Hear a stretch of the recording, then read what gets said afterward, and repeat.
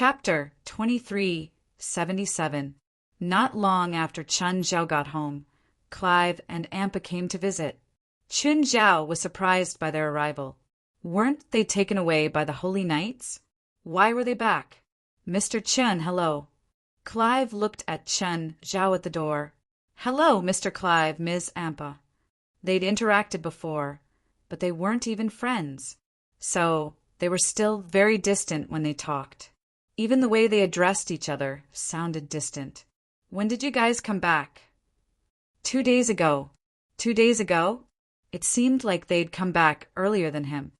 Did you have any special encounters in Istanbul? Chun Zhao asked, pretending not to know. Nothing special, Clive said casually. I just met a few new friends. Chun Zhao thought about it. It made sense. The Holy Knights weren't some evil organization. It was also impossible for him to do anything outrageous to them. Clive and Ampa only came to greet Chun Zhao. They also apologized to Chun Zhao. Chun Zhao invited them into the manor, but they didn't want to stay. They left after apologizing. After sending Clive and Ampa away, Alex came again. It was also a small matter, but it required Chun Zhao's signature. Ever since Dashin beer became popular, all sorts of trouble came. In short, it was a messy matter. For example, someone claimed that Dashin beer stole someone's recipe, or someone said that he had a problem drinking beer. It was more or less a case of petty theft. Alex had already taken care of these trivial matters. Those that should go to court would go to court, and those that should settle out of court would settle out of court. Chun Zhao basically didn't need to worry. Chun Zhao only needed to sign it. Of course, with Alex and her legal team. Even if it was settled out of court, the other party wouldn't get much money. Chun Zhao didn't think that he could extort money from them. For those who wanted to extort money from him, Chun Zhao would sue them directly. Chun Zhao felt that he couldn't let such a large group of lawyers stay idle, even though Alex often told him that it wouldn't cost much to settle out of court. Nevertheless, Chun Zhao's reason was reasonable. I'm paying you guys to help me fight cases. She didn't mind helping Chun Zhao fight cases. However, there were always a few scoundrels who wanted to extort a sum of money every month. Therefore, it was basically endless. But Chun Zhao did not care. I helped you send 6 more people to prison this month, Alex said. Really? How many years was he sentenced to? The longest one is only a year. The others range from 3 to 9 months. Alex said, this kind of thing doesn't last long, and the compensation is less than $100,000. But the cost of the lawsuit is more than $2 million. No matter how one looked at it, this was a loss. But Chun Zhao did not care. This amount of money was within his acceptable range. Aunt Alex. Little Jerlin ran over, followed by little Larissa. Little Larissa also threw herself into Alex's arms while squeaking and squeaking. Little Larissa could already speak, but she couldn't speak clearly. Jerlin was obviously more talented in this aspect. Chun Zhao remembered that Jerlin could already call him Papa when she was 2 months old. Little Larissa was already 9 months old, but her speech was still slurred. However, he managed to recognize all of them, although little Larissa and Alex weren't relatives in the true sense of the word. Nevertheless, Alex didn't forget to bring little Larissa a gift every time she came. Little Larissa naturally treated Alex as an aunt too. Phalai agreed and didn't treat Alex as an outsider. After asking Phalai to stay for dinner, Alex said goodbye and left. After dinner, the family played their own games in the living room. Didi and Penans sat in front of the TV and played console games. Outside, little Jerlin, little Larissa, and Sindora ran like crazy. Kilo was practicing boxing with King Kong in the yard. The underlings were busy inside and out. Phalai, on the other hand, was flipping through a secret Taoist book. On the other hand, Chun Zhao leaned against Princess and talked on the phone. Briar, Bramble, Simba, and Nana kept messing around on Chun Zhao and Princess. Hey, old Zhang, it's me. What's up? I told you last time that your disciple is going to die in Bermuda. He should have gone long ago, but he was delayed. On the other end of the phone, Zhang Tianyi fell silent. Chun Zhao's call wasn't to tip him off at all. He was asking for benefits. What's the price for you? Zhang Tianyi asked. Give me Dragon Tiger Mountain. Give me a sincere price, Zhang Tianyi said. Chun Zhao's condition didn't have any practical meaning. Zhang Tianyi wouldn't agree at all. Chun Zhao didn't even think about it. No, it's not convenient for me to get involved, Chun Zhao said. I have a grudge against him and the psionic team he's in. You want me to help the psionic team kill the enemy? Am I that stupid? Don't talk nonsense. As long as you give me enough benefits, nothing is impossible. Can't you just ask Yanggua to leave the psionic team? Do I have to lower my pride and stick to his cold butt? Am I that cheap? Gua looks weak, but he's actually very stubborn. If I use seniority to order him around, he'll betray his master. Do I not care about my pride? Then give me a price that's worth it. Can't you do it yourself? We're separated by the Pacific Ocean, but it's not hard for you. Do you know what nuclear deterrence is? My status in the supernatural world is equivalent to that of a nuclear deterrent. Have you ever seen a nuclear warhead run around in someone else's territory? Anyway, I won't do it. Think of a way yourself. Chun Zhao's attitude was decisive. He really didn't want to do anything and let the psionic team do it themselves. They had money anyway. Even if they were all destroyed, they could form another team later. Last time, Zhang Tianyi had asked for his help, so he hired people from the Sacred Flame sect to cripple Yanggua. That way, Yanggua wouldn't be able to do anything. In the end, not only were the people from the Sacred Flame sect completely wiped out, they were even captured alive by the psionic team. No matter what, he couldn't get involved this time. You're really not going to help? It's not like you've never been to American territory before. Can't you just treat it as a friendly visit? Do you really need me to do it? It's not as simple as you say. I can't do anything, but you have so many disciples. You don't need Yanggua. My disciples and disciples are all precious. I can't lose one. You can't do this, you can't do that. Only your disciples are precious? Anyway, I'm just here to inform you. You can do whatever you want. I don't care. Chapter 2378. Chun Zhao and Zhang Tianyi did not see eye to eye. Zhang Tianyi only wanted to contribute money, not effort, even if the other party was his grand disciple. Chun Zhao wanted benefits, but he didn't want to put in any effort. He felt that if he were to make a move, he would be supporting the enemy. Helping the enemy was equivalent to causing trouble for himself. No matter what, he couldn't do it. In the end, Zhang Tianyi was the first to hang up the phone. Chun Zhao estimated that Zhang Tianyi would either do it himself or send his disciples to help Yanggua. Ferlin, don't disturb the underlings. They need to work. Chun Zhao glanced at Farintia, who was playing a prank. The children at home were already used to the existence of inferior demons. Moreover, they were spiritualists themselves, so it was not that difficult for them to accept this kind of supernatural creature. Darling, Phalai said, I've already helped the children with the enrollment procedures. Bring them to school in the next 2 days and see the environment. Also, donate some money to the school.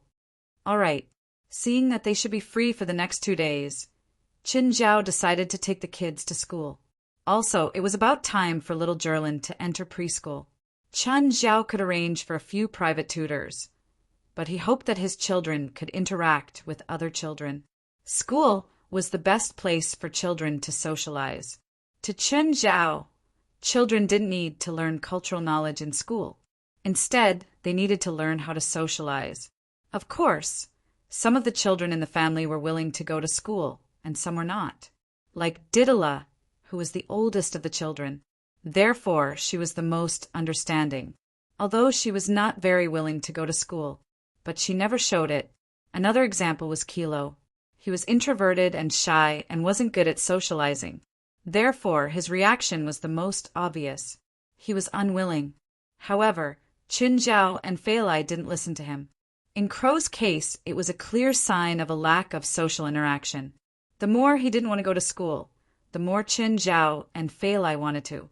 The next day, Qin Zhao brought a group of kids to school.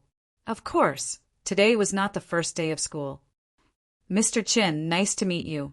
I'm Mackenzie, the principal of Mountain Elementary School. Mackenzie welcomed Qin Zhao in the parking lot.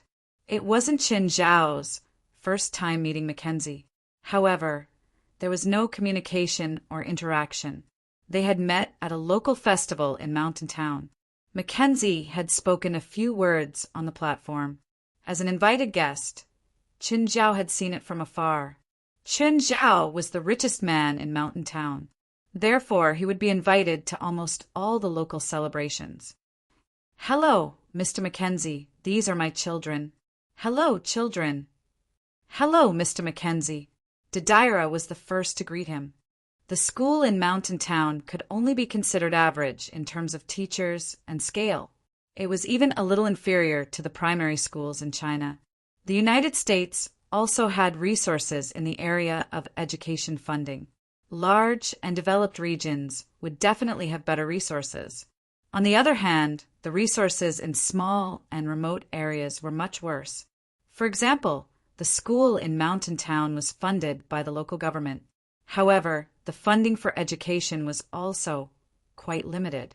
Although the children of the family had received education in the past, however, the education they received was also uneven. The American education system was divided into preschool education, primary education, secondary education, and higher education. Basically, it was equivalent to the 4 levels of education in China: kindergarten, primary school, secondary school, and university. However, the length of education differed from region to region. There were 8 or 4 systems, 6 or 6 systems for 4 or 5 or 3 or 4 systems. Mountain Town and the surrounding areas of LA were all 8 and 4. That was 8 years in primary school and 4 years in middle school. Apart from little Jerlin and little Larissa, the other children in Qin Zhao's family had more or less received some education. Their age distribution was also different. Mackenzie showed Qin Zhao and the children around the school. The field seems a bit old. It was built when the school was first established, Mackenzie said, because it was a public school. The funding wasn't very abundant. That's the classroom building.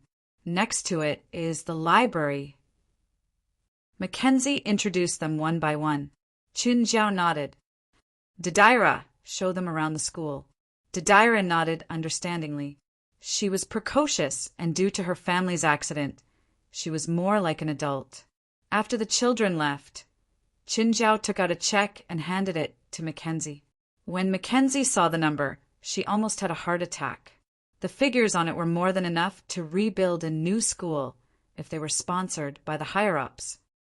Mr. Qin, I want my children to have a wonderful semester. I don't care about their grades, but I don't want them to be wronged. Mr. Mackenzie, do you understand? Yes, I understand. I'll try my best to ensure their studies and school experience. Thank you for your help, Mr. Mackenzie. Smiling, Qin Zhao patted Mackenzie's shoulder. If they're satisfied with the school, I'm willing to sponsor a sum of money every year. But if any of them aren't treated fairly or are wronged, I can't guarantee that I won't choose another school. The only advantage of Mountain Elementary is that it's close to home. As a principal, Mackenzie wasn't that interested in Qin Zhao and his family's children. But after receiving the sponsorship, Mackenzie changed his attitude. Even in a higher education institution, this amount of sponsorship would be considered a huge donation. Also, before the Christmas break, I hope that the school can be renovated. Of course, we were limited by funding before. With your help, I don't think it's a problem anymore. Mr. Qin, are you interested in sponsoring our school team? School team? Are you talking about me or the brewery? Qin Zhao was surprised. His main business was beer. America's education department didn't allow adult product manufacturers to sponsor primary and middle schools. Even if they wanted to sponsor, they could only do it in their own name. Alcohol products were even stricter. They weren't allowed to appear in any place in primary and middle schools. After all, Chen Zhao was a teacher, so he had some understanding of this. The check he'd just given should be enough to support the school team's competition. Mr. Chin, do you only have one brewery? I remember that you have a restaurant, right? Air. Chen Zhao had never considered advertising Marina's restaurant. After all, Marina's restaurant was a high-end restaurant. Its service group was special, so it wasn't suitable to appear on TV. But if it was a school team, it wouldn't lower its profile. Instead, people would think that it was charity. What's the main competition for Mountain Elementary School? Chapter 2379.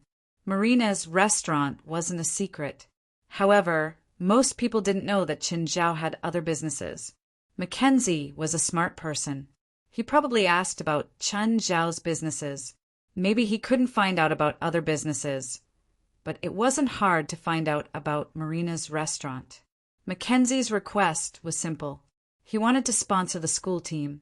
His price wasn't high either. It was less than $20,000 a year. Dashan Elementary School had a basketball and cricket team. Chen Zhao had already donated $1 million. It was indeed a huge sum in one person's hands. However, for an old school like Dashan Elementary School, it was a bit hard to make ends meet. After all, everything needed to be repaired. Some places even needed to be expanded or built. Chen Zhao also wanted the school to be renovated. Therefore, the funds left for activities or education became tight. That was why Mackenzie asked Chen Zhao for money in the name of sponsorship. He knew about Marina's restaurant, even though he hadn't been there before. As the most famous and high-end restaurant in LA, it was easy to imagine how much it cost to go in and out. The people who went there were basically celebrities. They were either rich businessmen or celebrities. There weren't many restaurants like this in LA. Restaurants like this usually didn't advertise on TV. Advertising would actually lower the restaurant's grade. Usually, they would do soft advertisements in weekly magazines or newspapers. Or, in the entertainment news, give some money to the entertainment reporters and let them mention Marina's restaurant while reporting on celebrities. Chen Zhao had asked Stephen and James for help a few times.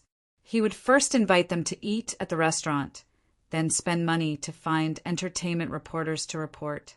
With Stephen and James's current fame and status, other restaurants wouldn't be able to invite them. Regardless of whether they spent money or not, it was impossible for them to advertise a restaurant just for a meal.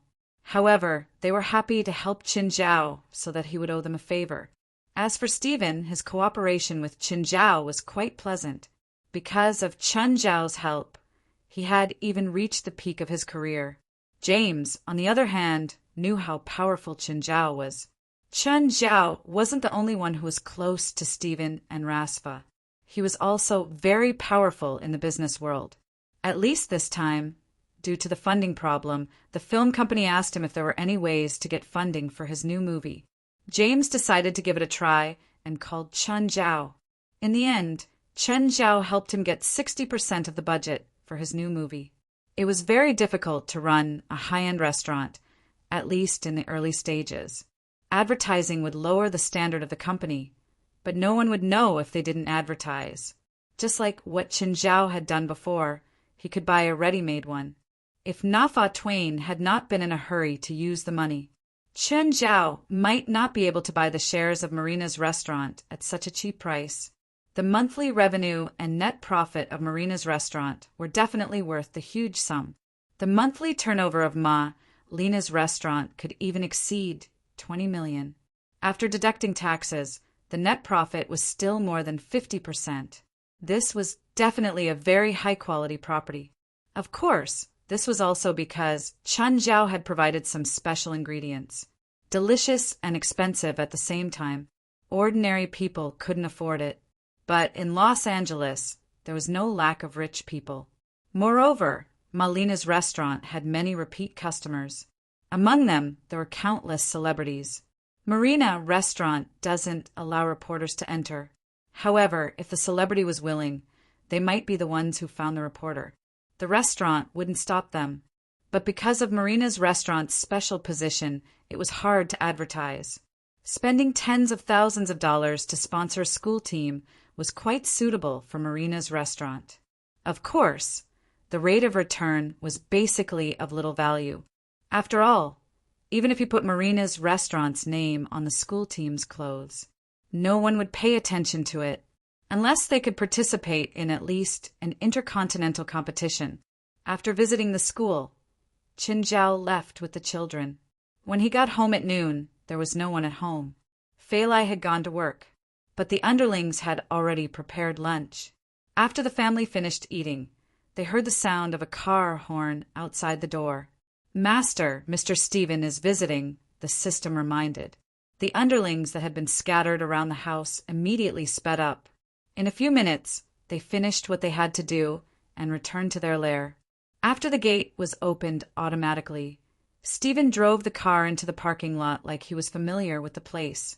Qin Zhao had been standing in the parking lot to welcome Stephen. But as soon as Stephen got out of the car, he started cursing at Qin Zhao. You *Shoal, where have you been for the past half a month? Every time I call you, you don't answer. Either you're outside the service area. Qin Zhao shrugged and turned to look at the other middle-aged man that Stephen had brought. Qin Zhao knew that Stephen wouldn't bring strangers to his house. Even if he wanted to introduce a friend, it wouldn't be in his house. Hello, I'm Lit's father. I'm Drow Grove. Qin Zhao was stunned. Was this Lit Grove's dad? No wonder Stephen had brought him here. Hello, Mr. Drow. I really like your movie. Drow Grove chuckled. He didn't believe Qin Zhao's polite words. Qin Zhao had been confused when he saw him just now. He clearly didn't recognize him. Of course, he wasn't here to argue with Qin Zhao this time. It was mainly because, when he'd invested in a movie last time, his son had to borrow money from Qin Zhao to start filming because of the funding problem. He heard from his son that Stephen had hired him as the lead in Stephen's new movie because of Qin Zhao's help. Therefore, it was reasonable for him to come over and thank Qin Zhao. From his son, he got a rough understanding of Qin Zhao's personal information. For example, he was very rich, very powerful, and couldn't be messed with. But Drow Grove didn't have any idea about this. But when he saw Mirror Lake Manor, he knew how rich Qin Zhao was. As an A-list celebrity, he had a lot of money. But the manor before him was probably as rich as his family. He was curious how a university professor like Qin Zhao could be so rich and have so many connections in Hollywood. At first, he'd only thought that Qin Zhao had some money. But after the audition for Stephen's new movie, he was hired directly. Only then did he start to believe his son's words. Chapter 2380. In America, the evaluation of rich people was divided into several levels. First was the car. America was a country with a lot of cars, so most of them were cheap. But luxury cars were still very expensive. Therefore, if this person was driving a luxury car, then this person was definitely a rich person. Second was the house. Houses were judged by location, size, and area. For example, in Beverly Hills, the most direct impression was that there were a lot of patrolling police. This was how the government treated the rich differently. Then there was the yacht. Drow Grove saw the yacht docked by the shore. This yacht was almost equivalent to his entire fortune. Drow Grove made up his mind to build a good relationship with Qin Zhao. Of course, Qin Zhao didn't have such thoughts. He treated Qin Zhao more like a normal guest. Although he was Lit Grove's father, Qin Zhao didn't have any relationship with Lit Grove. There wasn't even any exchange of benefits. Their social classes were also different. So Qin Zhao really didn't have anything in common with Lit Grove. Of course, Qin Zhao still had the most basic etiquette for guests. When he served Stephen and Drow Grove, he still took out his precious red wine. After all, Drow Grove had been in Hollywood for decades. He was experienced. Of course, he could feel that Qin Zhao didn't interact with him. However, this was also human nature. After all, it was their first time meeting. Chun Zhao's relationship with Drow Grove was all because of his son.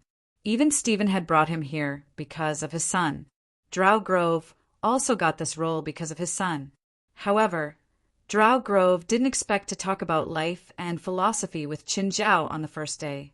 At least they'd gotten to know each other and talked. They'd find a chance to meet next time and their relationship would come out.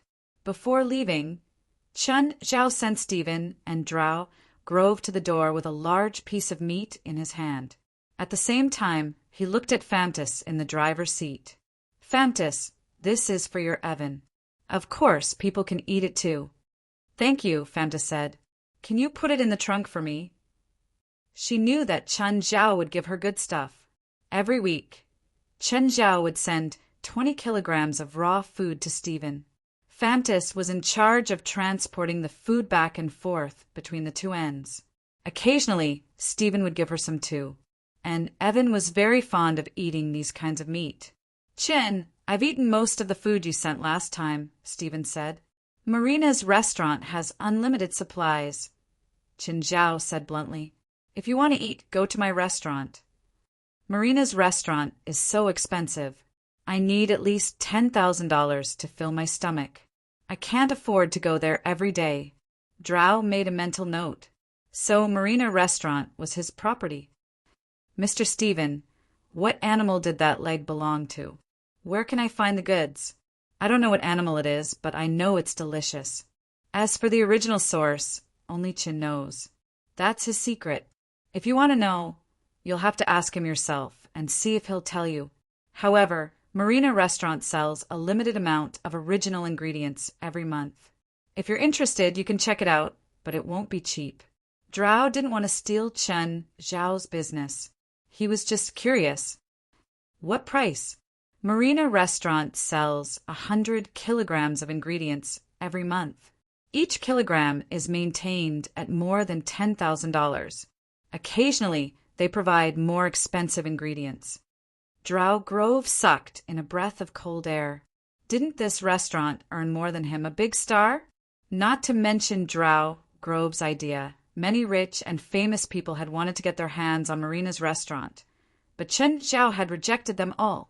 Most of Marina Restaurant's shares were in Chun Zhao's hands now. Only a small portion was mortgaged to the bank. Of course, rather than saying it was mortgaged, it was more like an exchange of benefits and the maintenance of relationships. There were so many investors in the world. They invested everywhere to find good projects. But good projects weren't so easy to find. Take some internet companies that everyone was familiar with. It seemed like the investors who invested in these giant internet companies made a lot of money. But in fact, before they successfully invested in these internet companies, they had made the same investment dozens or even hundreds of times. It was basically like 1 or 2 out of dozens or hundreds of failed investments. Only then could they recoup their capital. Why would the owners let you invest in a confirmed good project? Because you had money? There were many rich people in the world. Thus, Drow only thought about it. He wouldn't do anything. Drow was more concerned about Chun Zhao's connections and connections. It seemed like he had to ask his son. Let's see if Leet has any more information. Not long after Stephen left, Chun Zhao received a special call. Hello, handsome. What's up? Chun Zhao looked at the screen. The handsome guy was lying lazily on a cloud. I heard from Belial that you fought a Titan snake before, he asked. Yes, but it's a modified Titan snake. Find me a pure-blooded Titan snake, dead or alive. But the heart must be intact, the handsome guy said. Depends on luck, Chun Zhao said. I'm not sure if I can find one again. Just then, a cryptic magic array appeared on Chun Zhao's screen. Find an empty space and set up this magic array. Summon a weapon I am made for capturing Titan snakes. Empty space? How big? Not too big, the handsome guy said. About 10 meters is enough. Chun Zhao started drawing the magic array on the grass in the backyard. You drew it wrong. It's a bit too much. Chun Zhao was a bit annoyed. A bit more or less is fine. If you insist on drawing it like this, you might summon a Lord-level demon. Of course. It'll also drain your magic power. This magic array can summon demons? Didn't you say it's a weapon? I changed it at the last minute. It's from another magic array. Also, you drew it wrong again. There's a tick missing. You'll be sent to an unknown space. Magic arrays are so troublesome. It's indeed difficult for untalented humans. Can you not look down on me before ordering me to do things? Zhao pointed at the ground. Another ravine appeared. There's another line. It'll cost you 10% more magic power. 9 Heavens, Divine Emperor. Chapter 2381. Zhao really didn't have the talent to draw magic arrays. Fine, Zhao admitted it. It wasn't that he couldn't draw the magic array that the handsome young man had provided. If he just copied it, he could finish it in 3 to 5 days. However, Zhao clearly didn't plan on spending 3 to 5 days to draw a magic array. If he had the time, he might as well kill a titan snake. It would be more straightforward. So, Zhao could only find help. Help me gather the kids in the living room, Zhao said to the butler. As long as they were in the manor, Zhao didn't need to shout. The butler would receive his orders. When Zhao entered the living room, the kids were coming down the stairs. Uncle, did you call us? Have any of you studied magic arrays before? Or who knows how to draw one? Uncle Mimi.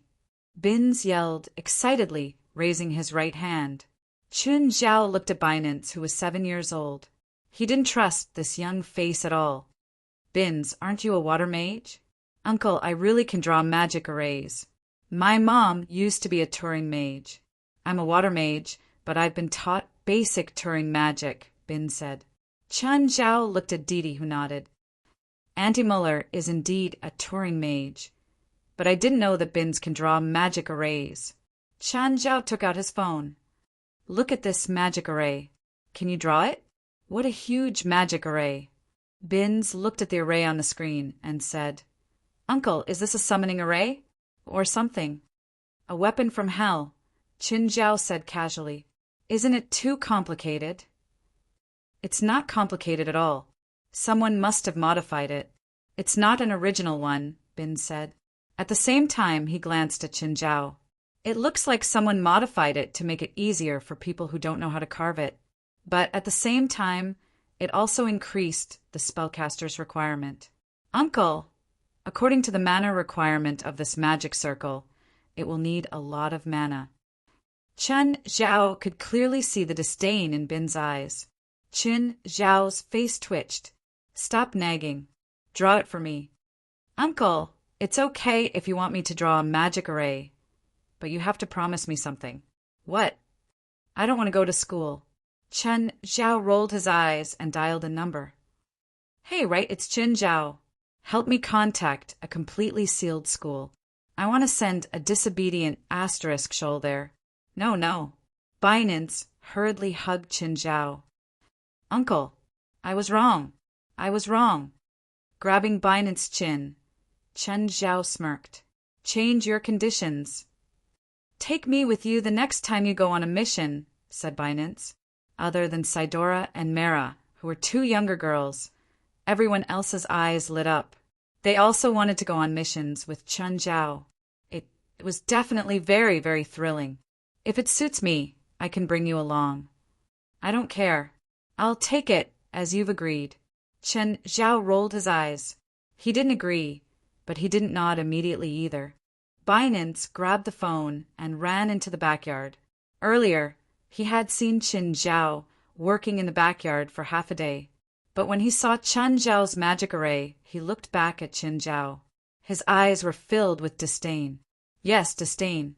Then he stretched out his leg and erased Zhao's half an hour of hard work.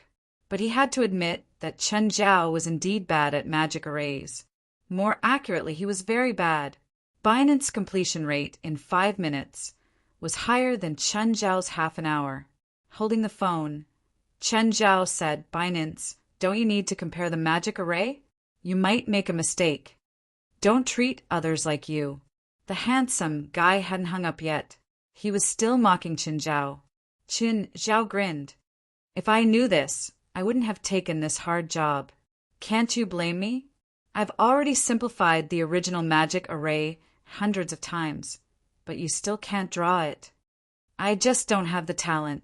That's all. Get rid of that. Seeing that he couldn't help Binance, Chen Zhao sat down where he was. As soon as he sat down, he felt something wet on his, but touching it, Chen Zhao's face darkened. The backyard of the manor was open and connected to the grassland. Occasionally, cows and sheep would come here. Most of the time, they would be chased away by the family pets. But sometimes the cows and sheep would leave some gifts before they left. Qin Zhao wanted to cry. What was under his but was a fresh cow fin. He called the underlings to clean up the place. Qin Zhao returned to the bathroom to take a shower before coming out. In 10 minutes, Binance had finished half of it. This kid's talent is good. I have some magic books like this. I'll give them to you later. Oh, I have a question. Go ahead. I have a friend. To be precise, he's my subordinate. He doesn't have any magic power. He's just an ordinary person. But he relied on his charisma, deception to sneak into the enemy's headquarters and was treated as a VIP. However, he doesn't have any ability to protect himself.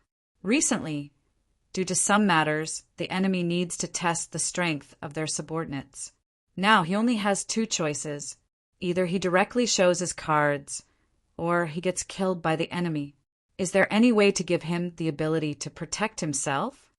It's simple. Make a summoning magic array for him. Of course, no matter how convenient it is. It's not as convenient as carving it on his skin. He doesn't have any magic. How can he use the summoning magic array? And what about the target? Sacrificial summoning doesn't need magic. You mean the kind that uses living people as sacrifices? Of course not. Sacrifice is more like hiring. As long as you can pay something of equal value, you don't have to use a living person. Also, how much do you know a living person is worth? There's no lack of human souls in hell. Unless you sacrifice hundreds or thousands of people at once, you won't be able to summon a decent demon. What do I have that's valuable? Not dollars, right? It's convenient if it's dollars, but how much does it cost? Is 100,000 enough? The handsome guy stared at Chen Zhao on the screen, speechless. Of course, we'll use your wealth in hell. Didn't you obtain a large number of spoils of war when you and your friends captured a great lord's territory? In addition, you also have a large number of demonic crystals and angelic crystals. These can also be used as sacrifices. How much? That depends on what level of demon you want. A great lord is impossible. Your wealth is huge, but it's not enough for a great lord to break the rules and come to the human world. According to my estimation, a normal demonic crystal can summon about 10 low-level demons. If it's an angelic crystal of the same level, it should be able to summon 15 low-level demons. Angelic crystals are more valuable than demonic crystals. Yes, for demons in hell. After all, angelic crystals aren't from hell, but there are many mines for demonic crystals in hell. 9 Heavens, Divine King. Chapter 2382. You can't even speak properly. It's just that rare things are more valuable. It was rare for Qin Zhao to mock the handsome guy. The guy's face darkened and his eyes flashed. He was probably going to take revenge on Qin Zhao. How about it? Do you need it? If your subordinate needs it, I have a large demon army for you or him to command. We're so close. Shouldn't I help for free? Of course I can, but the army under my command can't be free. Every single one of them is an individual. I can command them to be loyal to me and fight for me, but I can't make them submit to others again. Moreover, going from hell to the human world requires a huge amount of power, and most of the sacrifices consumed in this sacrificial summoning are used to open the passage. What if they die? Chen Zhao asked. Do I need compensation? The guy rolled his eyes. Do you want it or not? Chen Zhao was in a difficult position. Sacrificial summoning was both expensive and cheap, but it was for others and not for him. It wasn't worth it no matter how he thought about it. But Toddy Belster was still working for him. Chen Zhao couldn't just ignore him. Fine. Help me make a summoning ritual. It'll be my reward for helping you catch the Titan snake. After thinking for a while, Chen Zhao finally agreed to the guy's suggestion. To be honest, Chen Zhao's demonic crystals and angelic crystals had already accumulated to an astronomical amount. Plus the wealth in hell, Chen Zhao was quite rich. Even if Toddy Belster spent it, it would take a long time to finish. Oh, will there be any side effects from this summoning? Also, will the summoned demons bite back at us? No, at least not with my ritual, the guy said confidently. The handsome young man said confidently, every demon summoned by my magic array has absolute loyalty. That's good. That guy can't protect himself. Chen Zhao returned to the backyard. The underlings had already combed through the nearby grass. They ensured that nothing new would be left outside. At the same time, they invited the gift giver to their dining table. I'll eat it tonight. On the other side, Binance's ritual was almost complete. Take a look and see if there's anything wrong. Good talent.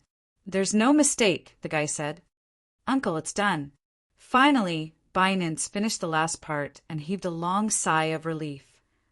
Take a look and see if it's correct. Not bad. Apart from the slightly inferior technique, there are no other mistakes.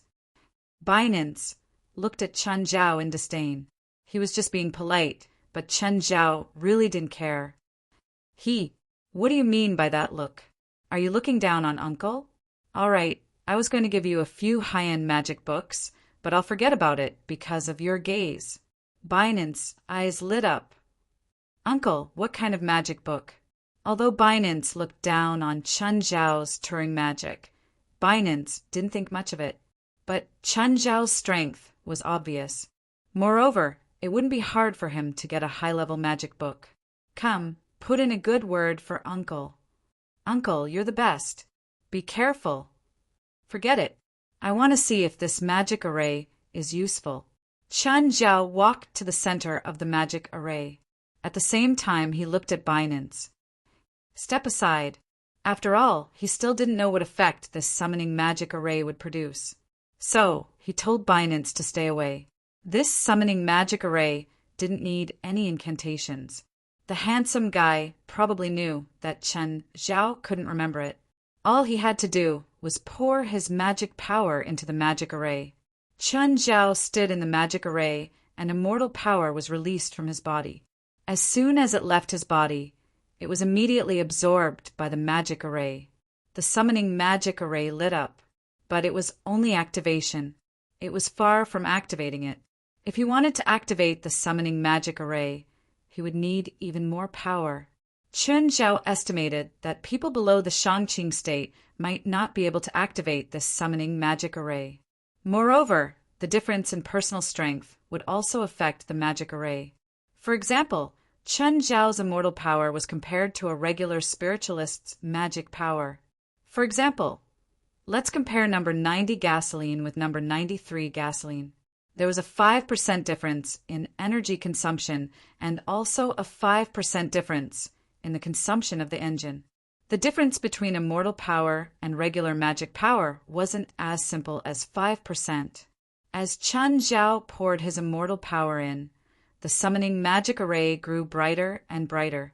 Chen Zhao's immortal power was also continuously extracted. Just then, an inverted image of the magic array appeared above the summoning magic array. The upper and lower magic arrays resonated with each other. The two magic arrays emitted enormous energy at the same time. Instantly, a singularity opened in the upper and lower magic arrays. The singularity instantly expanded. The next moment, a ring appeared in the center of the magic arrays. The ring was engraved with indecipherable inscriptions. Chen Zhao raised his right arm as if he had an epiphany. The ring landed on Chen Zhao's right wrist. It shrank instantly and wrapped itself tightly around his wrist. At the same time, the magic array closed. The magic array carved on the ground was left with a scorch mark. The original patterns had disappeared. The entire process was both difficult and simple. There weren't any technical difficulties. Any spiritualist who had awakened could do it easily. However, that was the only difficulty. With enough magic power, an ordinary spiritualist would be sucked dry just by standing here. Chun Zhao retracted his arm and looked at the ring. The metal ring looked like an ornament. It was exquisite, but it didn't match Chen Zhao's style. But Chen Zhao couldn't take it off now. This thing would only activate itself when he encountered the Titan snake.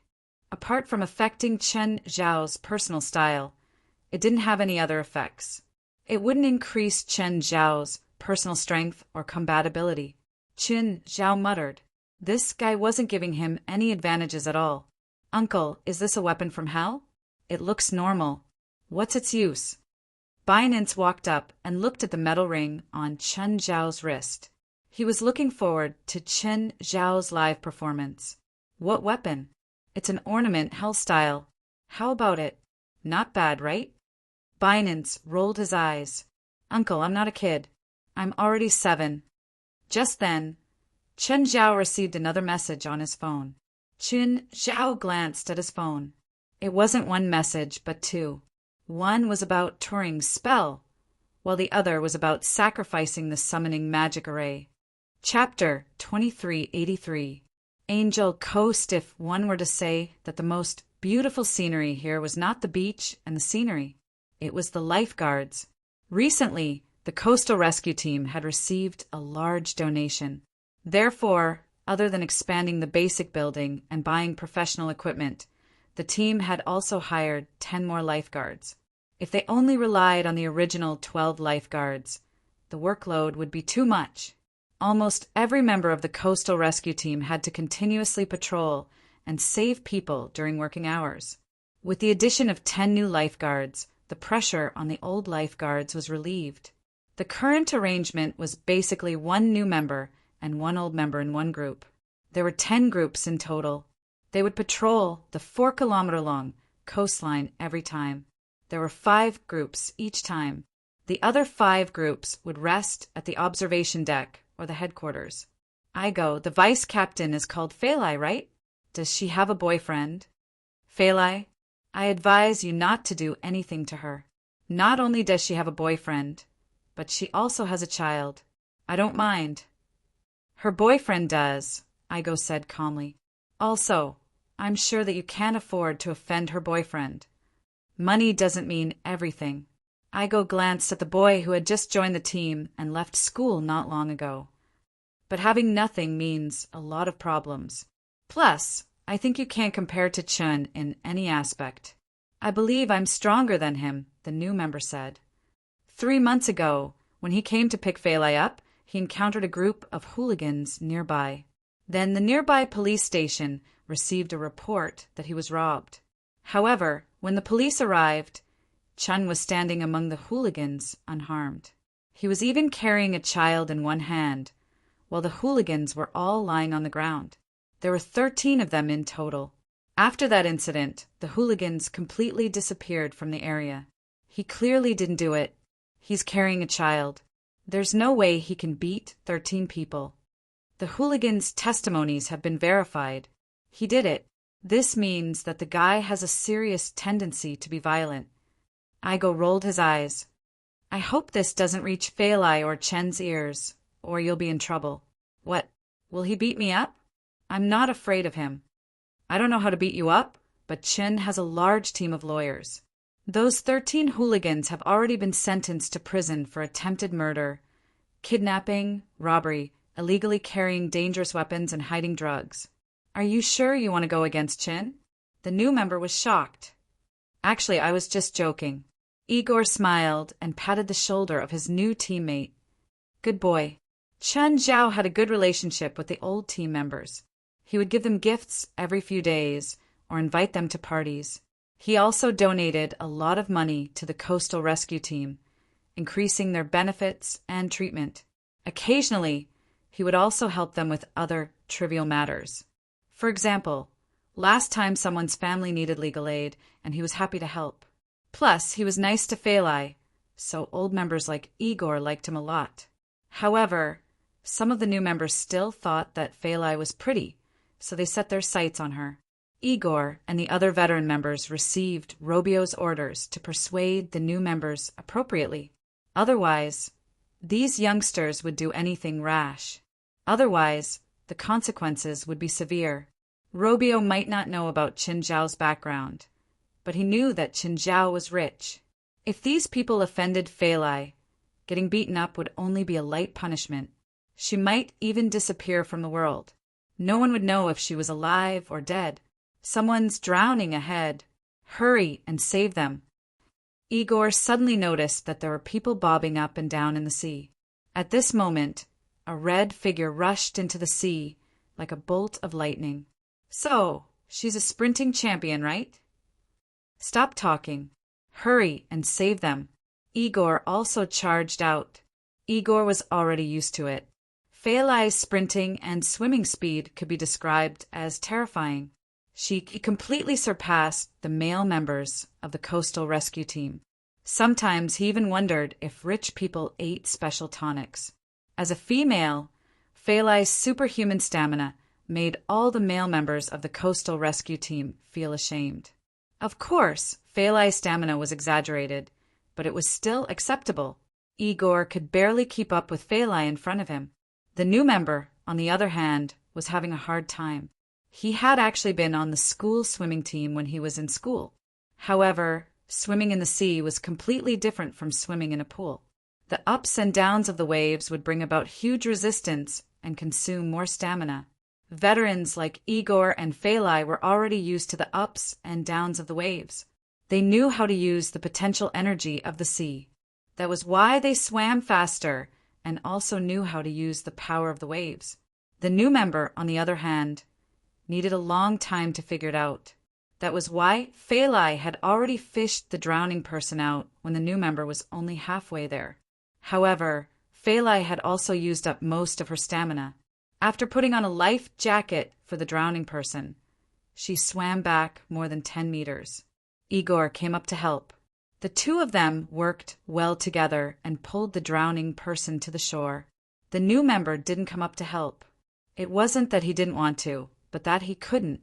He could only follow behind Phalai and Igor. The new member returned to the shore and looked at Phalai and Igor, who were saving the drowning person. He put his hands on his hips and panted. Sorry, I couldn't help. Phalai and Igor ignored the new member and focused on saving the drowning person. Igor gave the drowning person mouth-to-mouth resuscitation. The drowning person vomited out some seawater, but he was still unconscious. Robio and Phalai, 1 kilometers west of the shore. We need first aid equipment and a stretcher. Just then, Phalai saw an octopus stuck to the drowning person's foot. The octopus must have attached itself to the drowning person's foot, causing the person's leg to cramp. Phalai patted the drowning person's calf and picked up the octopus. The octopus tentacles immediately wrapped around Phalai's palm. Phalai felt a slight prick on her palm. Then she saw her palm turn black. Immediately, Phalai felt her body go limp and she fell to the ground. Phalai, what's wrong? Don't move. It's poisonous. Help me inform Qin.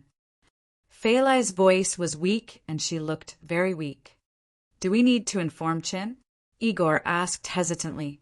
Most people knew that most octopuses had a tiny amount of paralysis toxin. It was mainly used to paralyze their prey.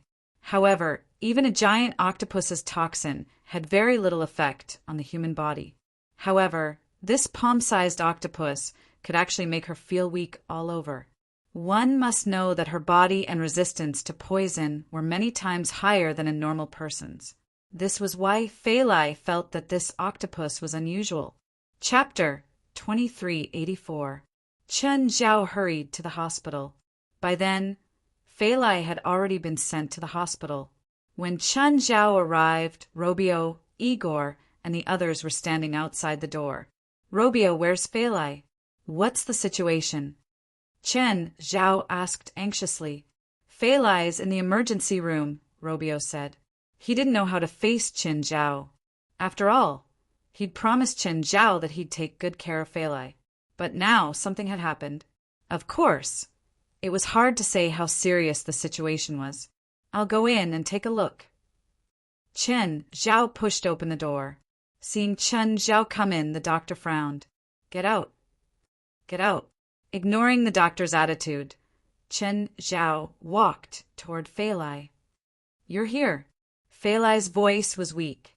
Qin Zhao put down the suitcase and glanced at the doctor. Excuse me. I'm a doctor too. That doesn't mean you can come here and disturb my work. Qin Zhao waved his finger. At the same time, I'm rich too. Very rich, so I can. Then, the emergency doctor made way for him. Clearly, he knew that going against the rich wasn't a wise choice. In fact, he would occasionally accept some part-time jobs, similar to Qin Zhao. Moreover, most of the patients he accepted were rich, so he knew the power and influence of the rich. Thank you. Please give us some peace and close the door. After chasing the doctor out, Qin Zhao's heart ached when he saw Fei Lai's swollen hand, which was 3 times its original size. There was also a round, fat octopus on it. You didn't take it off? Qin Zhao asked, frowning. I can't. It hurts when I pull, Fei Lai said. Really? What about now? It doesn't hurt now. The octopus's poison might have a numbing effect. As long as you don't pull it by force, it won't hurt too much. Qin Zhao looked at the octopus. It seemed to have a faint magical aura. Qin Zhao pinched the octopus's head. It was swollen, but it was empty. Qin Zhao took out a scalpel, planning to cut the octopus. Just then, the octopus suddenly reached out with a tentacle and grabbed Qin Zhao's right hand. The suckers on the tentacles quickly stuck to the back of his hand. At the same time, spikes extended from the sucker, trying to penetrate his skin. Unfortunately, the little octopus was helpless against Qin Zhao, who had thick skin and flesh. Qin Zhao used the scalpel to cut off the octopus's tentacles. But just then, Fei Lai suddenly felt dizzy. At the same time, the octopus's broken tentacles quickly grew back.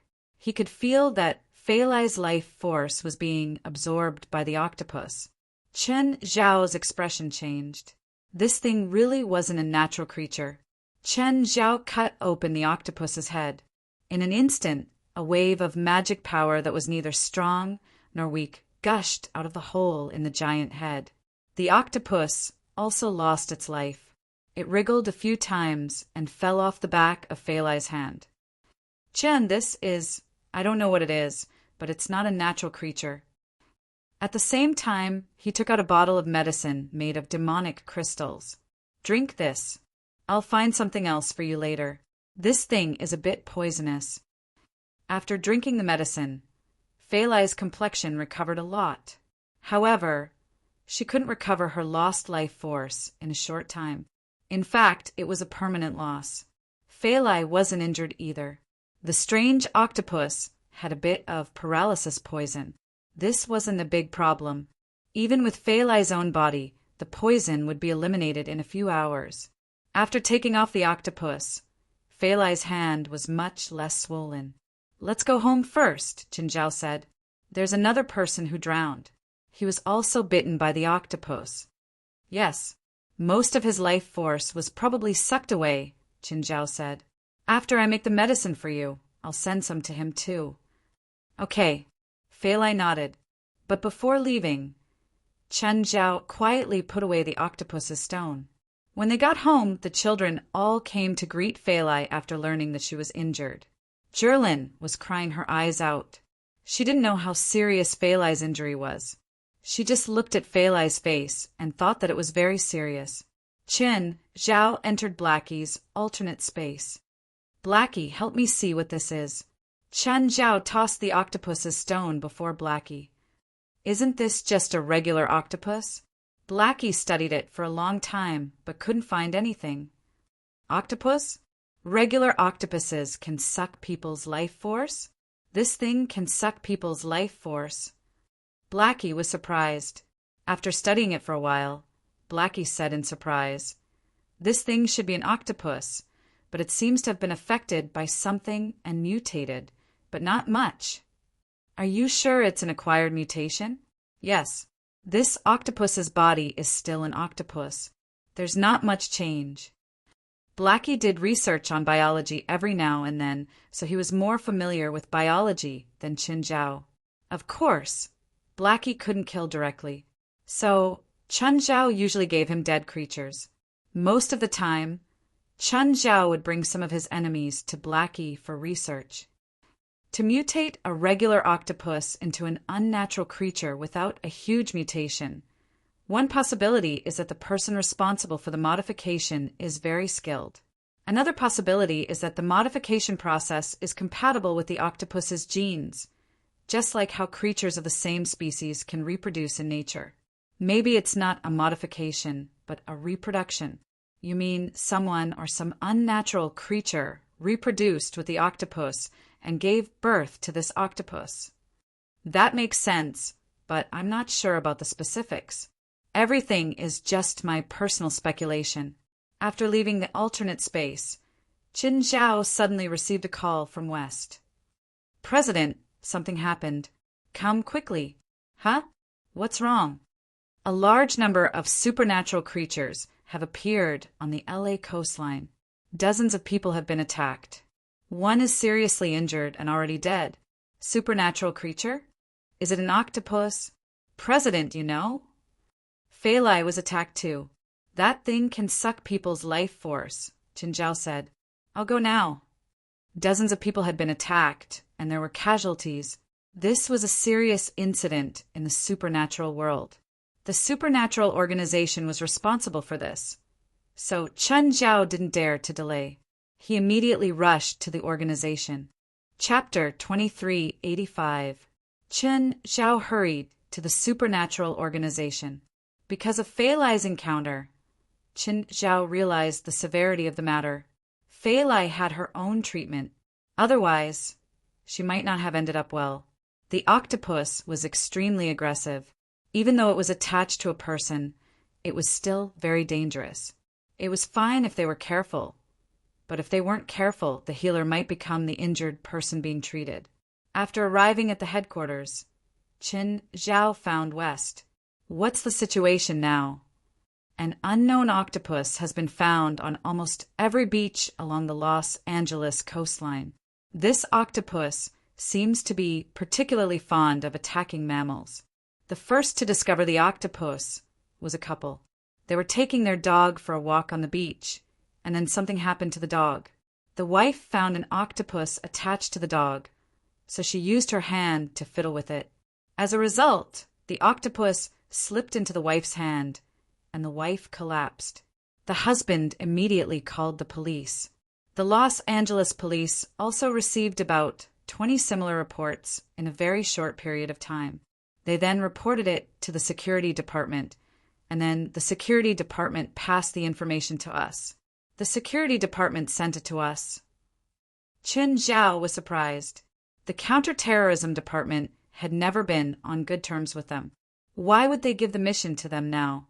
Didn't the counterterrorism department always give missions to the psionic team? After all, the psionic team was a direct subordinate of the counterterrorism department. They were their own children. Usually, missions given to the supernatural organization were too difficult for the psionic team to handle. Or maybe there was a trap waiting for the supernatural organization to jump in. You think it's a trap? No. West shook his head. Probably because they don't have the energy to deal with this. Aren't they arranging the expedition to Bermuda? Plus, the psionic team probably can't do anything about it either. West paused. Then he looked at Qin Zhao. President, do you have a plan? If it's just the injured people, it's not a big problem. I can treat them. But what about afterwards? Since those mutated octopuses appeared along the coastline of LA, it means that there's more. With the supernatural organization and the counterterrorism department's authority, they can lock down the entire coastline for 3 to 5 days. But if they can't find the source, it'll be difficult. More than 20 people had been attacked in a day. This meant that there were a lot of these things. So they had to find the source. If they couldn't, it would be useless no matter how hard they worked. But how could they find clues? In that case, the Counterterrorism Security Department would be in charge of intelligence. The Supernatural Society has no intelligence system. But would the Anti-Terrorism Security Department honestly give them the information? This made Qin Zhao very suspicious.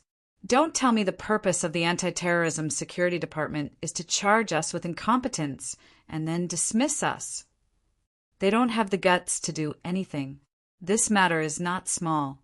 If this matter is not resolved, we will have to bear the consequences. Do you think they will feel better? At the end of the day, they were all subordinates and superiors.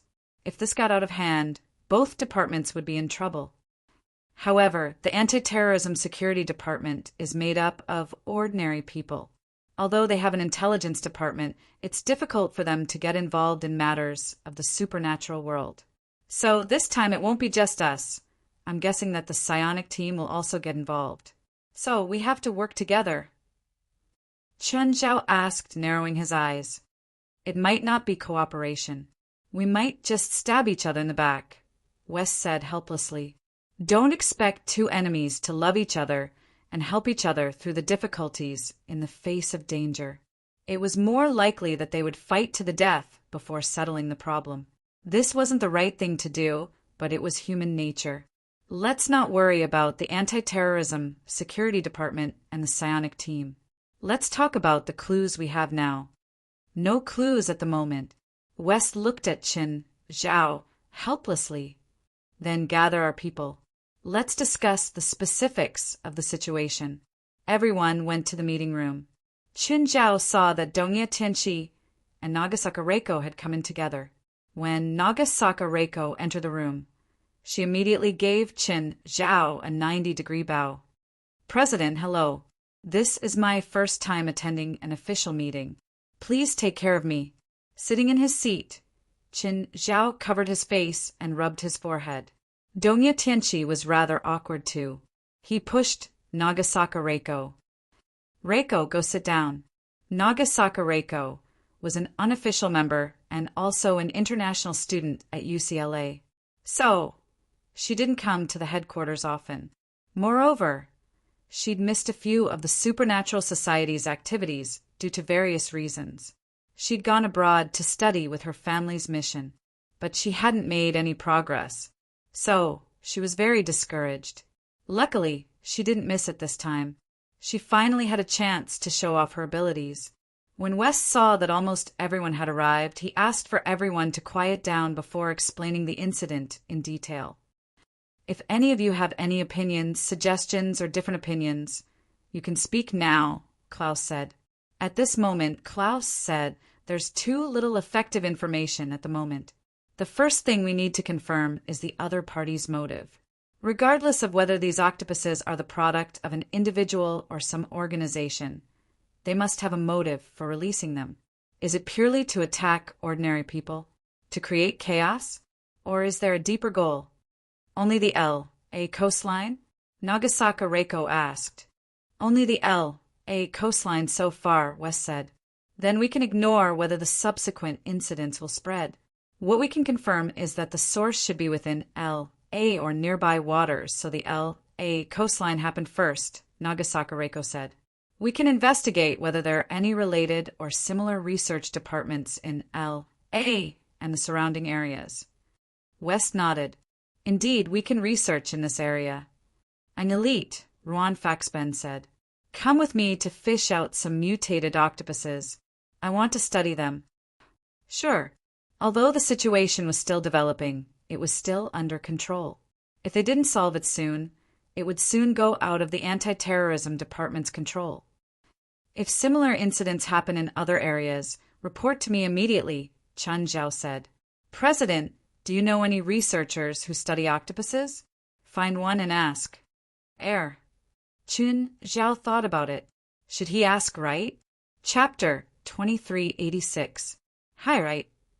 Wright looked up at Chen Zhao, who opened the office door. She was surprised. Chen Zhao hadn't come to school for almost 2 months. The school only gave him the title of professor. He didn't have a salary or a position. Chin, how come you're free to come to school today? Chen Zhao looked at Wright resentfully. I'm a teacher here. Is it weird that I'm here? Wright laughed coldly. Chen Zhao opened the fridge and took out a can of beer. Only Wright had a fridge in the entire school. Only she would put beer in the fridge. Okay, I'm here to see you. Huh, what's with that look? Can't I come to see you? Tell me, what do you want? Chen Zhao chuckled. Other than that, I also want to ask you something. What is it? Does our school have a marine biology expert? Chen Zhao asked. Huh. Why are you asking? Are you planning to change your major to marine biology? No, just discussing academic issues, Chen Zhao said, chuckling. Wright narrowed her eyes at Chen Zhao. Chen Zhao's medical skills were very high, and he even had his own academic research. However, Chen Zhao definitely wasn't an academic. Wright didn't believe that Chen Zhao would suddenly change his nature and go into academia. Why are you looking for a marine biology expert? Like I said, we're just discussing academic issues. Chen Zhao answered seriously. Wright stared at Chen Zhao. Chen Zhao returned Wright's gaze with a cheeky grin. In the end, Wright couldn't get any more explanation from Chen Zhao's face. Okay, our school does have a marine biology expert, Nanston Chilla, but he's only a name. We provide the funding while he's in charge of research and sharing the results. How do you contact him? What do I get? I'll give the school an extra $1 million this year, Chen Zhao said. Only then did Wright nod in satisfaction. This is his name card. Take it. Hello. Are you Professor Nanston Chilla? Who are you? Hello. I'm a professor from UCLA. Principal Wright gave me your contact details, Chen Zhao said. I heard from her that you specialize in marine biology? Yes, what's the matter? Hearing that Chen Zhao was a professor from UCLA, Nanston Kira's voice softened significantly. After all, he was a professor at UCLA in name and received funding from the university. I have some questions about marine biology that I want to ask you. I wonder if Professor Nanston is free? I would like to visit you in person. Of course. When is it convenient for you? Any time, as long as you're free. I need to conduct an experiment this afternoon. If it's convenient for you, come to my research institute at 7 in the evening, Nanston Killa said after some thought. All right, I'll be there on time. In the evening, after applying medicine for Fei Lai, Chen Zhao hurried out the door. Fei Lai's injuries weren't serious, and her constitution was much better than normal people's. With Chen Zhao's care, she was almost fully recovered. As for the lost vitality, Chen Zhao was still making potions. However, it wasn't a big problem. Chen Zhao had a lot of choices now. For example, the huge red eagle. It was a great Lord-level undying bird. However, he couldn't use the parts from the undying bird directly. At least, he couldn't increase vitality with just one bite.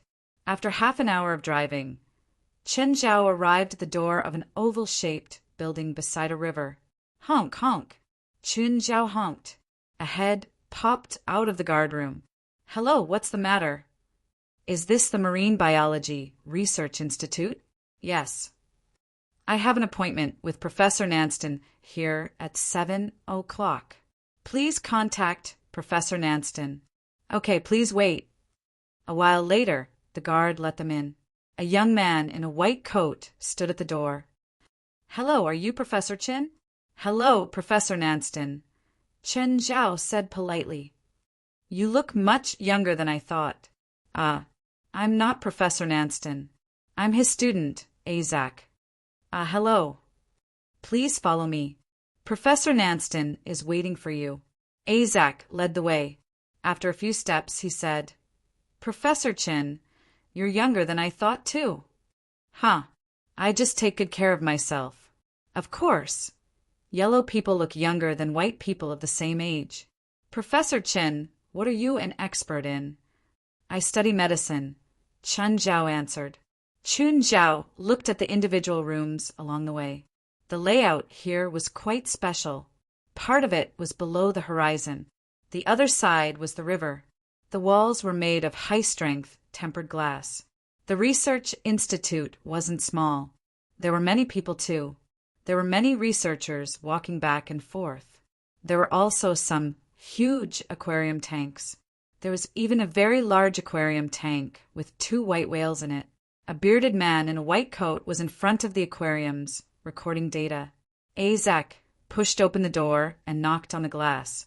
Professor Nanston. Nanston Killa turned to look at Chun Zhao at the door, slightly surprised. He'd already guessed Chun Zhao's identity. Of course, he was surprised at first because of Chun Zhao's skin color. "Hello, Professor Chin. Welcome." "Hello, Professor Nanston." The two shook hands. Chun Zhao looked at the aquarium before him. 2 white whales were swimming in it.